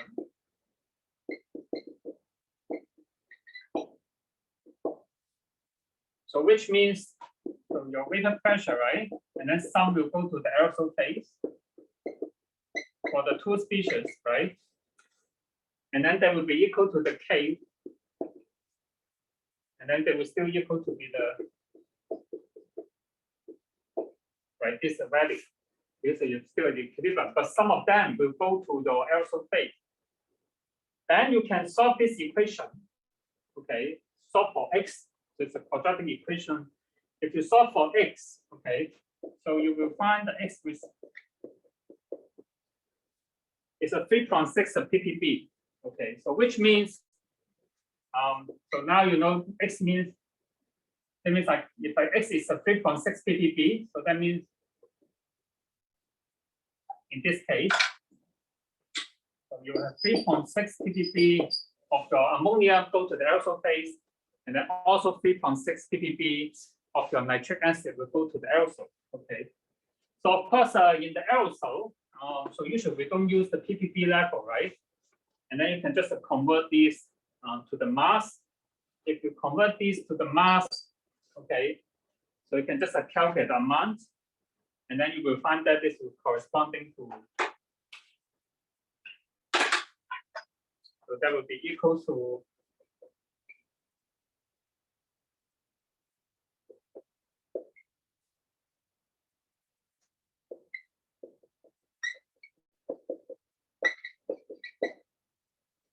so that will be about 11.3 microgram per m cube, okay, of ammonium nitrate solid particles. Does it make sense? So I think that this is we go through very quickly, okay. So what you have been learned that before, I think, but just we present this in a more like an aerosol perspective, right? For this is called the nitric acid. Nitric acid, sorry, nitric ammonium nitrate formation, ammonium nitrate formation. Just present this in a more like the aerosol perspective.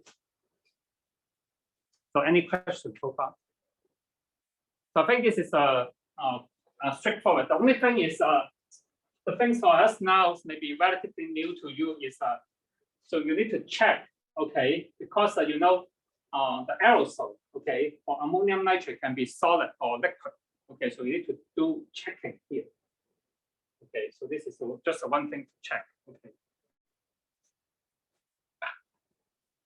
So now you can also argue, right? So for this system, we assume, okay, so you just form the solid, like I mentioned. So you can also form aqueous, right? So because it depends on the relative humidity, right? So you can also form the aqueous droplet, right? Or liquid, okay? So it depends on the RH. So therefore, there's another discussion.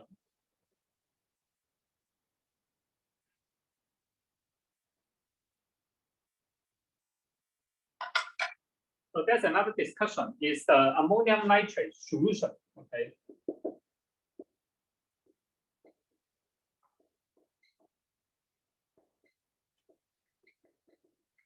I mean, now you are not a solid, but you are an aqueous droplet, okay, for ammonium nitrate.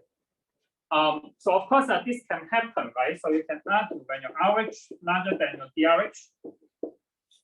Okay, so then in that case, you know, your solid, right? Ammonium nitrate will deliquescent and then form the aqueous droplet, right?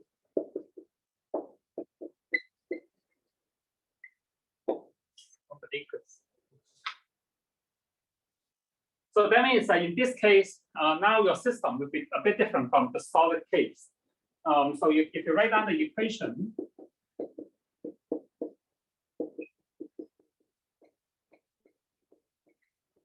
right, you still have this ammonium gas we have the nitric acid, and then you form some ammonium nitrate. You go to the aerosol, but now you become an aqueous solution. So ammonium, right? Ammonium nitrate. If in an aqueous solution, you would dissociate, right? And then we give you the ammonium ion, the aqueous phase plus. You have the ammonium nitrate, right? The aqueous phase. So because you are in the aqueous solution, right? You are aqueous droplet, so you have the ions here. Okay. So now then they will change a little bit about when you write your equilibrium constant. So in that case, so let's say you still have this equilibrium. So you still can argue, right, the chemical potential, right, of the species. So will be equal, right?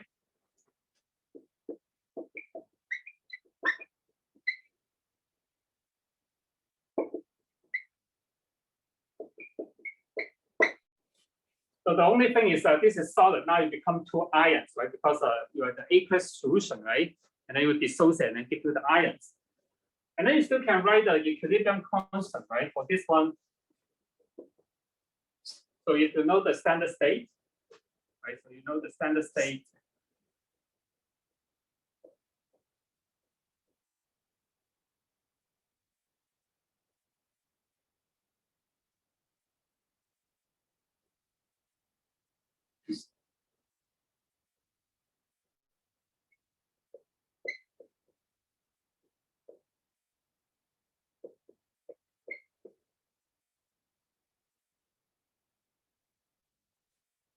So you still can write to calculate the equilibrium, right? Constant. Right? You to know the chemical potential of the species at the reference state or standard state. And then this is gas temperature, gas constant, and then this is the temperature, right? You still can write the K. And then now you write down the species here. So if you remember, so now the product will be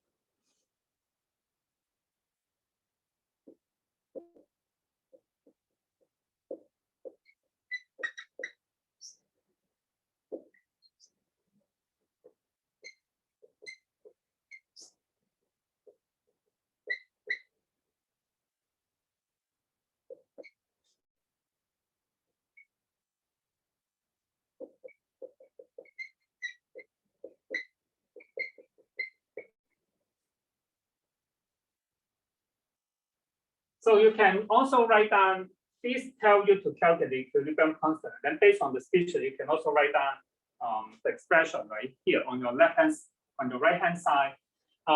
There's nothing really too much. Is you still have this partial pressure, right? For your two gas phase species. Okay.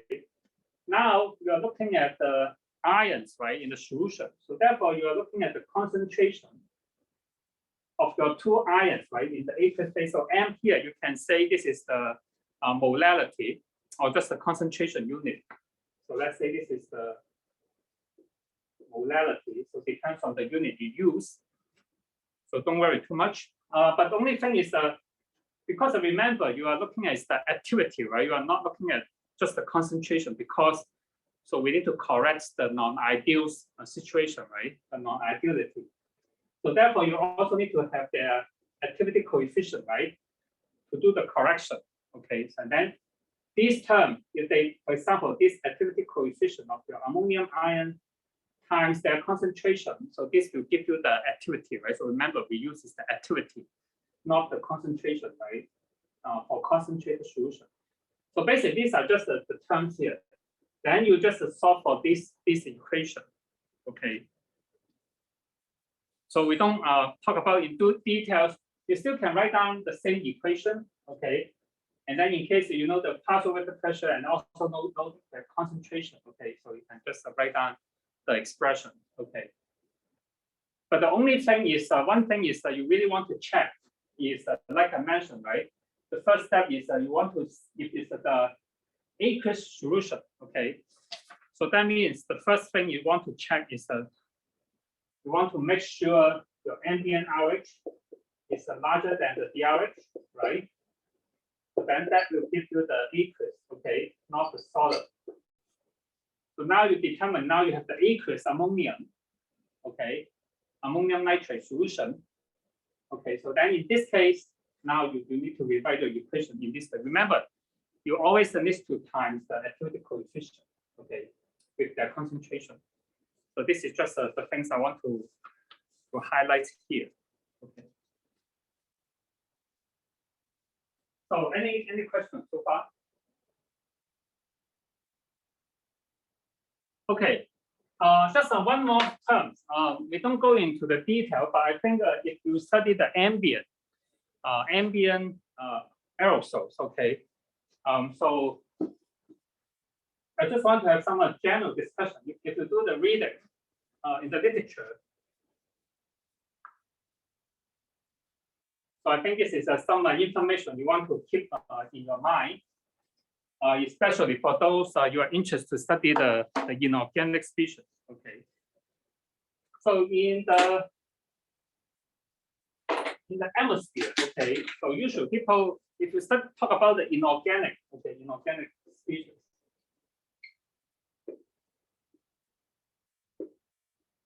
We start with some just some very simple but very important system. So people want to consider is that they always look at ammonia.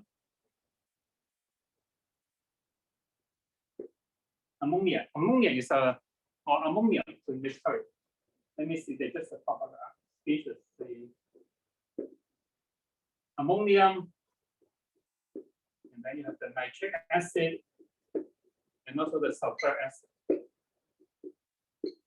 So let's say we start with some species like the ammonium or ammonia, and then you have some nitric acid and also some sulfuric acid. Okay.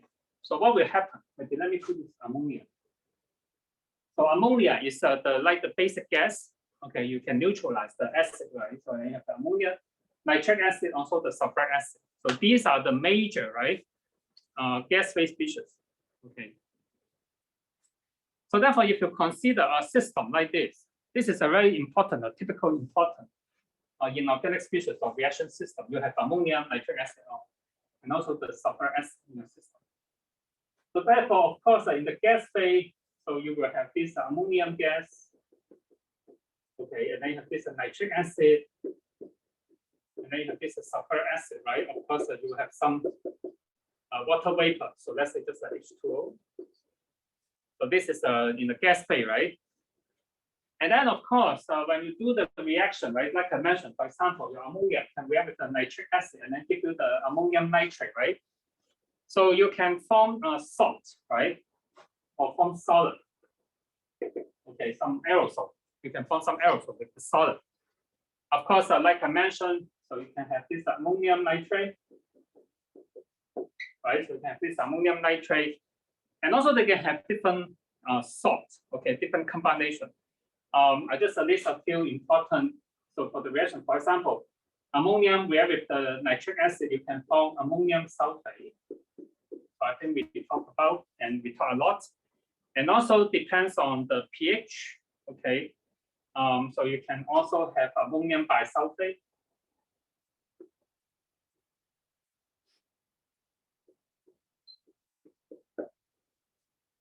And also you can have some different salts. I think if you look at the literature or in the textbook, so different among this species, they can form also different salts.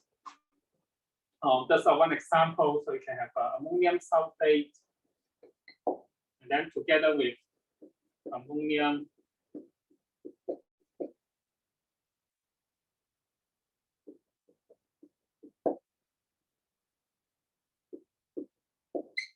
and also the two ammonium nitrate. You can find some different kind of salts here, but we don't too worry about this. But the idea is that you can have gas phase species, and then your reaction you can form some solid or some inorganic salt. And of course, these salts, right, or the solid, right, can deliquescent. They are not in the solid phase, but at high RH they can deliquescent, right, and then they can give you the aqueous phase. And then, of course, in this case, then you are looking for some ions, right? So, of course, you have ammonium ion, you have some nitrate ion, you have some sulfate ion, right? And also, you can have the bisulfate. Okay. And also you can argue, right? Because you have some nitric acid, right? Okay, so sulfuric acid or the nitric acid. So they can have some hydrogen ion, and also you can also have some water and some hydroxy ion. So these are some major ions, right, when you dissociate. Okay. So I think that's a question, right? Oh, okay. So this is a kind of a salt. So you can just combine two species. Okay. So this is just ammonium. So this is a kind of described like that when you form the crystal or solid. So what's the arrangement here? Okay. So basically means that if the crystal you can form like this. So you will have a kind of ammonium sulfate together with some ammonium nitrate.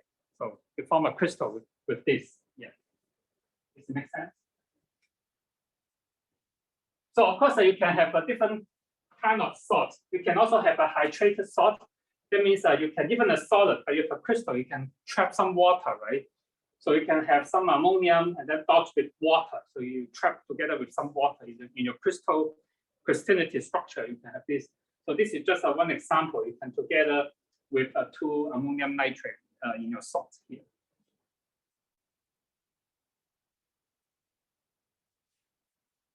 And then if you just dissociate, of course, they will just give you the common ions, right? Just ammonium nitrate ion, sulfate ion, bisulfate ion, hydrogen ion, water, and also some hydroxy, right? So this is the common here.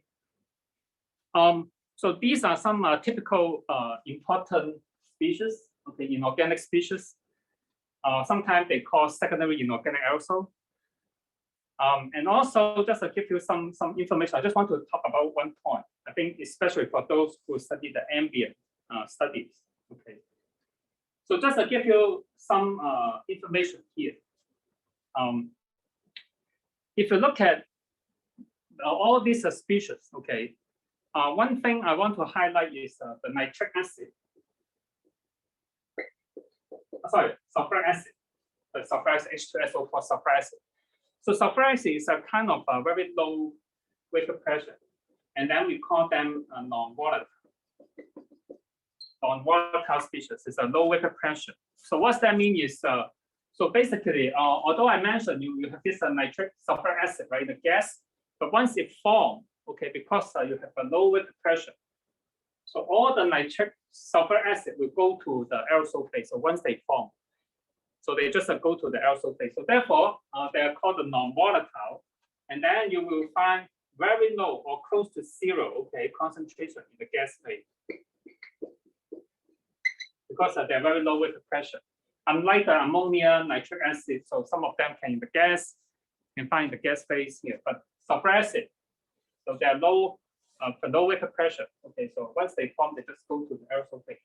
So therefore, this is also important for those you are interested to study the nucleation events. That means the new particle formation, because of the nitric acid, they have a low vapor pressure. Okay, so they can form this new particle. Okay, so this is very important for new particle formation. Okay, and also in most of the time, of course, this is not always the case. So you can see you can have different sorts. I just listed some of them here. But most of the time, people argue now under the typical tropospheric condition. So the ammonium sulfate,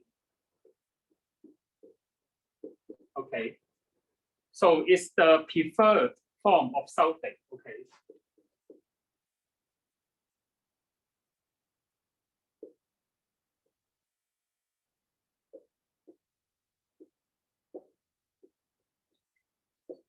So that means, of course, you can see just like I mentioned, right? Your ammonium sulfate can also form the salts with other species. But usually, just the ammonium sulfate itself is the preferred form, okay, of the sulfate. Okay, well, of course, they can exist in different form, but for this one, they just they are the preferred form here. Okay, and then how you can form? So one pathway is you have two ammonium, right? And neutralize your nitric acid, right? So sulfuric acid, and then give you the ammonium sulfate, right? So this is one of the major pathways. Okay.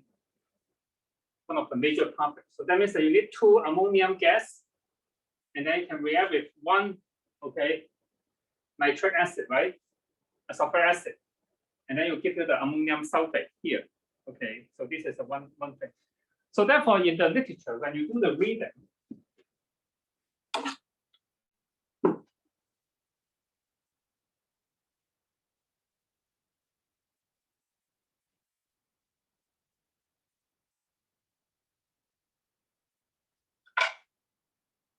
people are interested in 2 regimes, the 2 regions.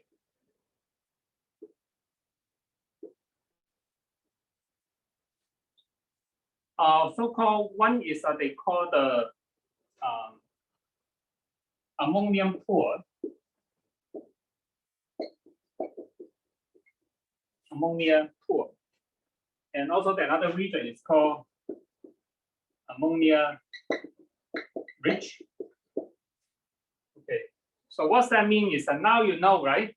So let's say you assume all the sulfate, okay, it's come from sulfuric acid, right? And then through this reaction. Okay. So therefore, you can argue, right?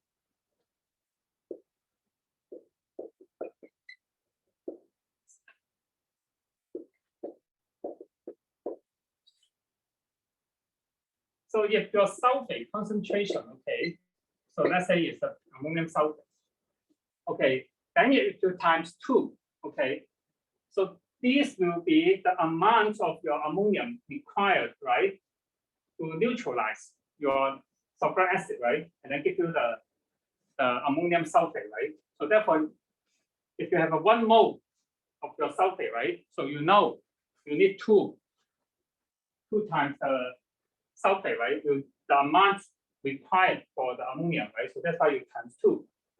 If your ammonia, Ta here means the ammonia concentration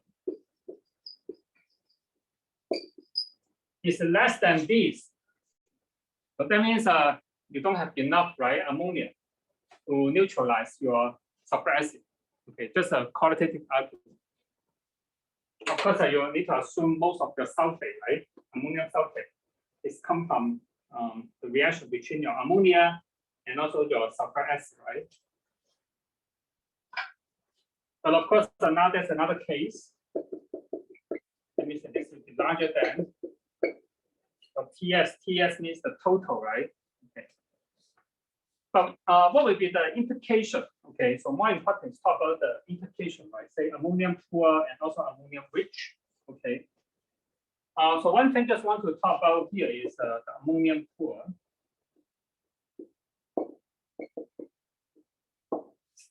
Okay. So one thing is that you see here, right? So the amount of the ammonia, right, is not enough, right, to say neutralize the sulfuric acid, right? The sulfuric acid. Okay. So that means your ammonia is not enough, right? So not able, right, to neutralize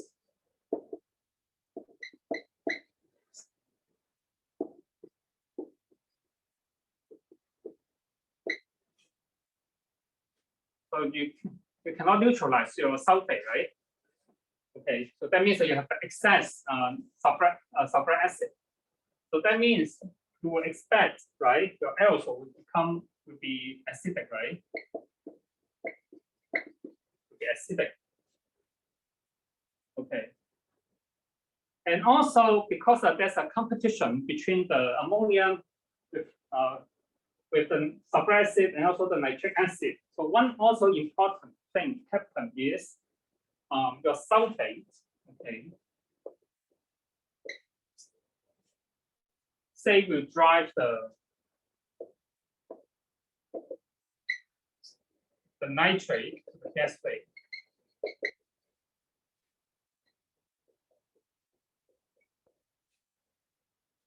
The one thing is because you don't have much ammonia, right? So you have this human.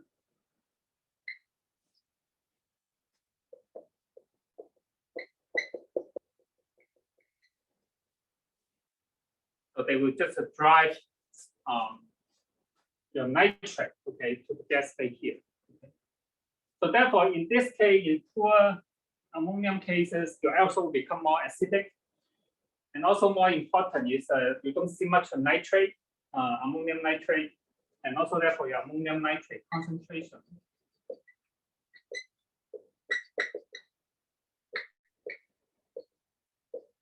So expected to be low because just the ammonia will displace this, and then your ammonium nitrate will just drive to your right hand side and then give you the ammonia and also the nitric acid.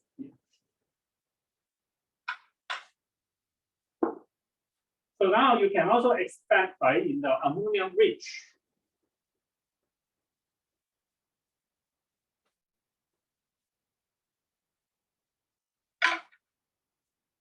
So in the ammonium rich cases,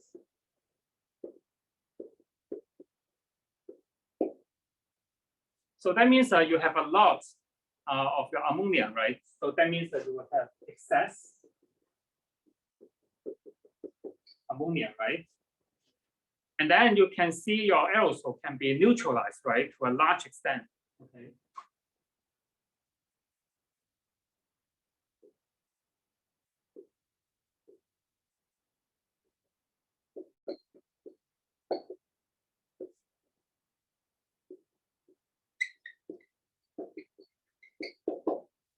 You can neutralize a large extent. That means that you have a higher pH. Okay.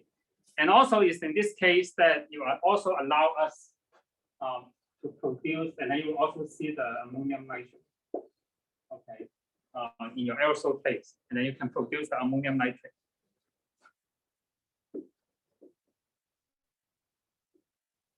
Because otherwise you just decompose most of the time. They will drive you back and then give you back the ammonium and then and also the nitric acid.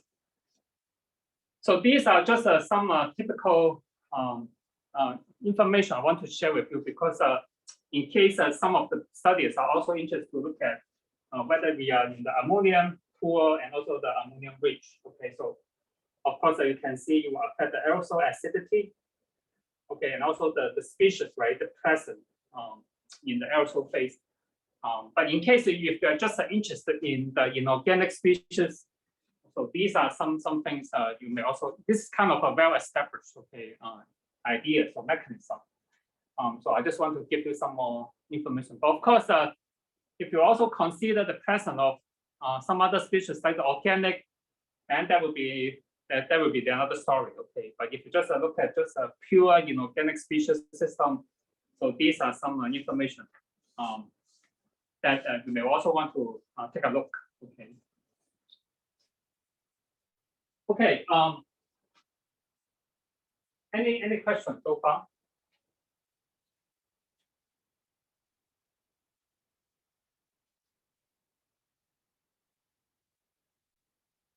Oh, okay. So that's a question, right? So why ammonium sulfate is more preferable? Is more preferable than ammonium nitrate. So I think I only say that is ammonium sulfate is the preferable form of sulfate. I'm not saying ammonium sulfate is more preferable than ammonium nitrate. I think that would be also depends on the competition, right? The competition between the two reactions, okay, and also depends on the atmospheric condition, like the gas phase concentration, all these things. But I think if you want to say the preferred, I mean it's the preferred form of sulfate, not say preferred than ammonium nitrate. But of course, I think there's some displacement reaction, and depends on the condition of the reaction. So therefore, the presence of the ammonium nitrate will be more sensitive to the ammonium. Okay, in this case, does it make sense? Good. So any other questions? So these are just some terms that in case for those who don't start thinking about your term project, if you're interested to look at the inorganic species in ambient aerosols, so you may come across with some of these terms called ammonium rich, ammonium poor. So now at least you have some ideas. Okay. So that's another question, right?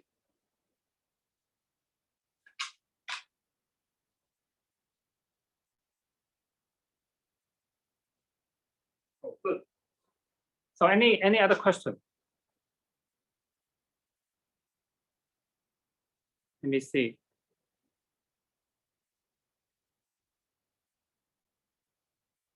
Oh, okay. So there's another question is, can you explain one more time? So why aerosol is acidic? Okay. Okay, and then also the sulfate will drive the nitrate to the gas phase. Okay, good. So one is acidic. Okay, let me see. Let me write back the equation. Give me a second.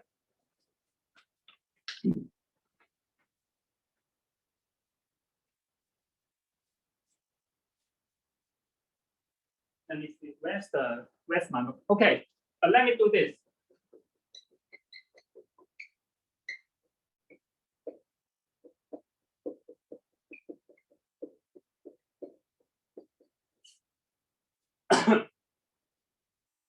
So let's say in this case, so assume you can imagine maybe I start with, we have some sulfur acid here. Okay, you have a pure sulfur acid, and then you have some ammonium coming in, right? So you know this is just like some acid base neutralization, right? So acid base here. So you know this ammonium sulfur acid is strong acid, so you need to neutralize, you need to balance, right? You form the salt, okay? So you know to neutralize this, so you need 2 moles of your ammonium, right? You can react with your sulfur acid, right? And then in this case, then you form the ammonium sulfate, then you don't form any ions. Okay, you don't form any proton. But if you don't reaction to form all the ammonium sulfate, what will happen to the remaining of your sulfur acid? So it will just dissociate and give you the ions, right? If you cannot neutralize this to form ammonium sulfate, this is a natural salt, right? And then you have some excess or remaining sulfur acid, what will happen in your system? So you will dissociate, right? And then give you the ions. So therefore the aerosol will be acidic. So therefore, if you have a less amount of ammonia ion, right? Ammonium gas, so you cannot neutralize the acid, right? So therefore your aerosol become more acidic. Does it make sense? And also another question from you is, let me see. And the sulfate will drive the nitrate to, so I think this is a more thing is you just have some competition between the ammonium with the nitrate and also the sulfate. Okay, under typical conditions, so usually the ammonium will combine with the sulfate, and then therefore the nitrate eventually will just dry out and then go to the gas phase. So this is more like the competition or displacement reaction. So we think about, okay, but of course this will depend on your condition, also your gas phase condition. Okay, but under the typical condition, yeah. Okay, good, great. Any other question?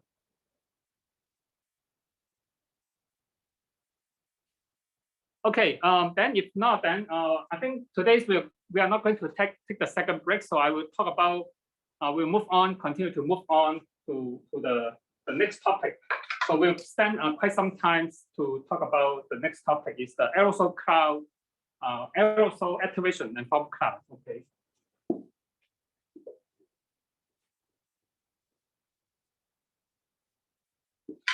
And also for the lecture notes, so we don't go through the lecture notes, but I think you can see the lecture notes give a quick overview of what we have been covered. Okay, most of the material we present on the board, and also I provide you some additional information about the phase transition of aerosol. Okay, I think only one thing I want to highlight from the lecture notes I just showed you is to measure the aerosol hygroscopicity. So the measurement method. Now I want to talk about some measurement method. I just want to highlight is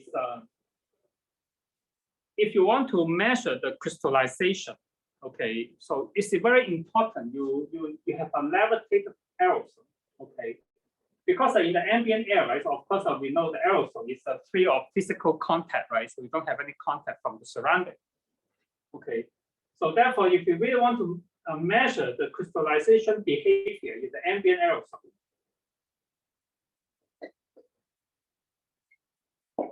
so somehow you also need to measure these phenomena in some we call the levitated particle. or maybe you can say some airborne particle. So basically, you need to also measure in the aerosol phase. The idea is that if you have an aerosol and then you have some contact, physical contact, for example, this is some substrate. So the substrate will provide some sites for the crystallization occur. So therefore, it's not ideal case, okay? It's not the ideal situation.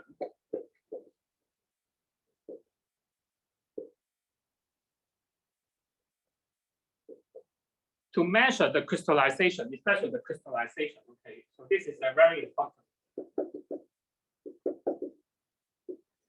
Because if you have this physical contact, basically we just trigger the crystallization very easily, okay? So therefore, this is, you can imagine, right? This case and this case will be very different, right? Also, if you measure the crystallization in the bulk solution, right? So you see it's very different. You have a lot of contact here, right? You have a lot of sites right here. So therefore, you can see for the bulk solution, you look at the crystallization, usually you cannot beyond too much about the crystallization point. But for the aerosol, you allow have this hysteresis, so can go to a very high concentration. So therefore, it's very important to use the levitation method or some airborne particle to measure the crystallization. Okay, so this is important. And one more thing I want to highlight is, of course, we know you have a solid, and then you have a liquid. And also, of course, you can say it's aqueous, right? If you have water, right? So aqueous. And now you know you can have solid liquid, right? Coexist. So I think you know. But also today's in our literature, in terms of research, people also interested to look at we call the phase separation. So that means you can have two liquid phase. This is one liquid phase, and this is another liquid phase. So this is what we call the liquid phase separation.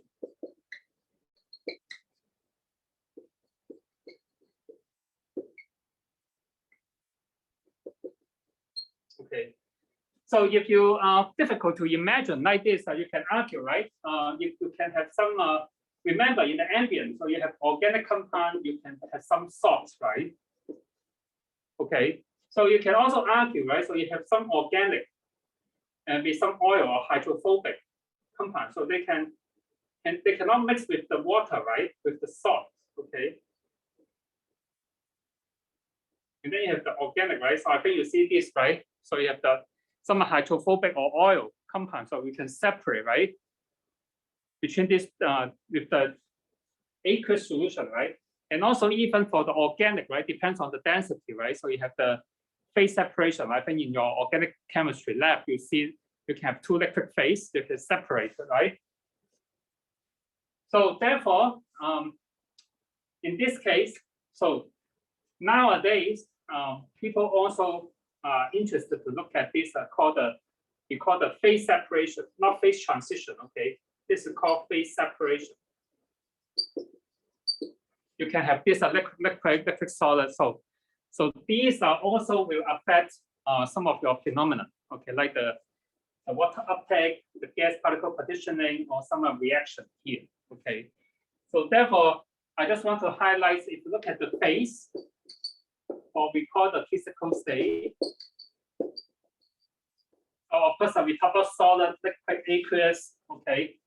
And then of course you can have solid, liquid, and also you have this phase separation, okay? So you can have different process here. And also, if you really look at their morphology, that means their shape. So you are not always have a core shell. I think I show you the picture. You can have a different morphology, right, or different shape separation, right? So you can have different separation. So therefore, that can have some implication for like the gas particle partitioning, or some reaction at the surface, right? For example, some uptake or oxidation. So therefore, some implication. And then also nowadays, for those who do the modeling, people also try to incorporate these into their modeling. I just give you some example. This is more like the research, okay, research part here. But just want to give you more information about the phase or the physical state of the ambient aerosol. Okay. So any question? Okay, if not, then I will continue.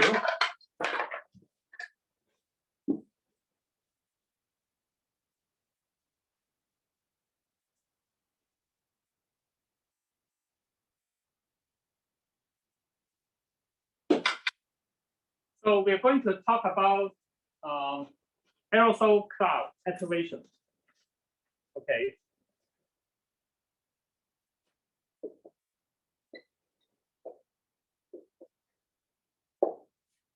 So what I'm more focused on here is for example, so of course we have some discussion about the water uptake, right? So you have aerosol droplet, and then you can expose to the RH, right? And then you can absorb water, right? And then you grow, okay? And then you grow. And then under certain condition, like under the supersaturation condition, so what will happen is, so they can grow and become a very large cloud droplet, right? So the idea is, you start with a few, say 15 nanometers to 100 nanometers, okay? So you can grow, okay? You have the water to condense, okay? Your water condense, okay? And then you can grow and become a cloud droplet, okay? You can become a cloud droplet. And then you can say this is can go to 1 micron to 100 micron, right? Or micron here. So you can see they actually absorb a lot of water, right? And also we want to have some discussion. So of course, it depends on the size and also the composition, right, of the aerosol. So you can imagine, right? Some they can activate and form cloud droplet, okay? But of course, you can argue, right? Depends on the types of the aerosol. Some they will not grow or more difficult to form cloud droplet, okay? So therefore, we want to look at these processes. Say if I have a single aerosol, okay, if I have some idea about their size and also their composition, okay, so that means, for example, if I know my size, diameter, and also I know my composition, say this is sodium chloride or ammonium nitrate, ammonium sulfate, for example. If I know my size, say it's 100 nanometer, okay, so whether I can grow and then form a cloud droplet under what condition, right? Because this will also depends on your ambient condition. Of course, I think you have some idea, right? So to form a cloud droplet, so if your RH is just a 100% RH, so you cannot form cloud droplet, right? So you have just to form a small droplet, water droplet. So to form a cloud droplet, okay, so your RH has to be larger than 100%, right? That means this is what we call the supersaturation. Okay, you need to larger than 100%. That means maybe 100, 101, 102, right? Percent. Then some of the aerosol can activate and then form a large cloud droplet. Okay. Is it okay? So let me see. So there's a message. Okay, good. So therefore, for coming lecture, so what we are trying to show you or discuss is if I have a single aerosol, I tell you it's more fundamental. Is that if I have a single aerosol, if a certain size, certain composition, okay. So under what condition, okay, like I said, what supersaturation, so you can activate and form cloud droplet. So we're going to tell you about this. And then there's an important name for this equation. You should have in your mind. Okay. So the name for this equation is called the Kohler equation. Okay, I hope that you have.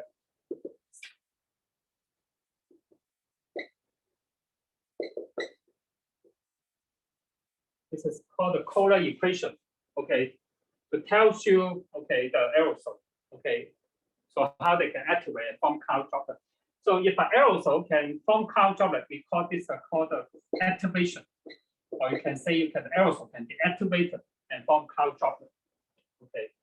And also for the aerosol that can form cloud droplet, we also give them a name called the CCN, right? CCN. CCN means cloud condensation nuclear. CCN. So that means these aerosol can activate and form cloud droplet because some aerosol they cannot form cloud droplet under typical conditions. For example, soot. Soot is a sum of black carbon, right?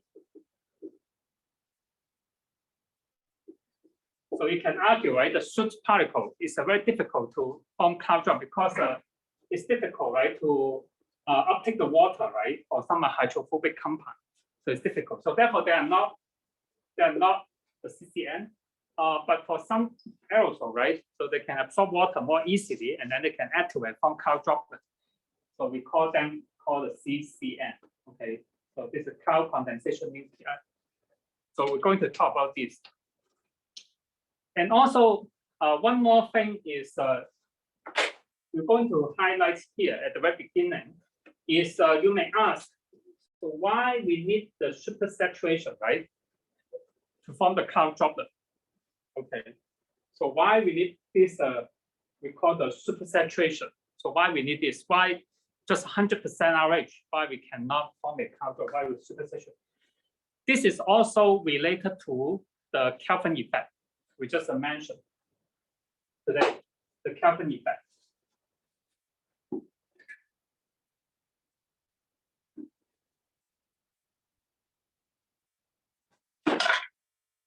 So imagine, right? So you have a water, you have an aerosol, right?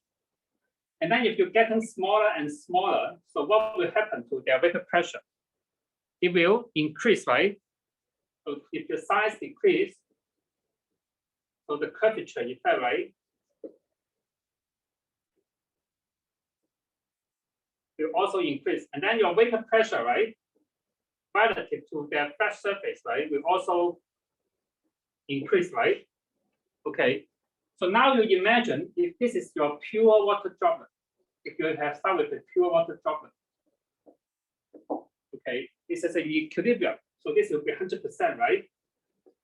100% RH, pure water, right? So 100% RH.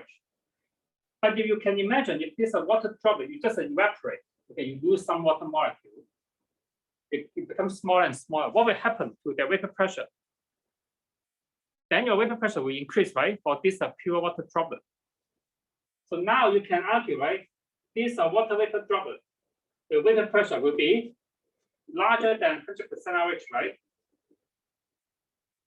Are you okay with this? So because they're getting smaller and smaller, and then you have this curvature effect, your vapor pressure will increase, right? So initially it's 100%. But now if you're just getting smaller and smaller, right? Droplet, then you will have larger than 100%. So therefore, to maintain or to grow this small particle, right, in this case, so you need to have a supersaturation, right? So otherwise you cannot grow the particle. Okay.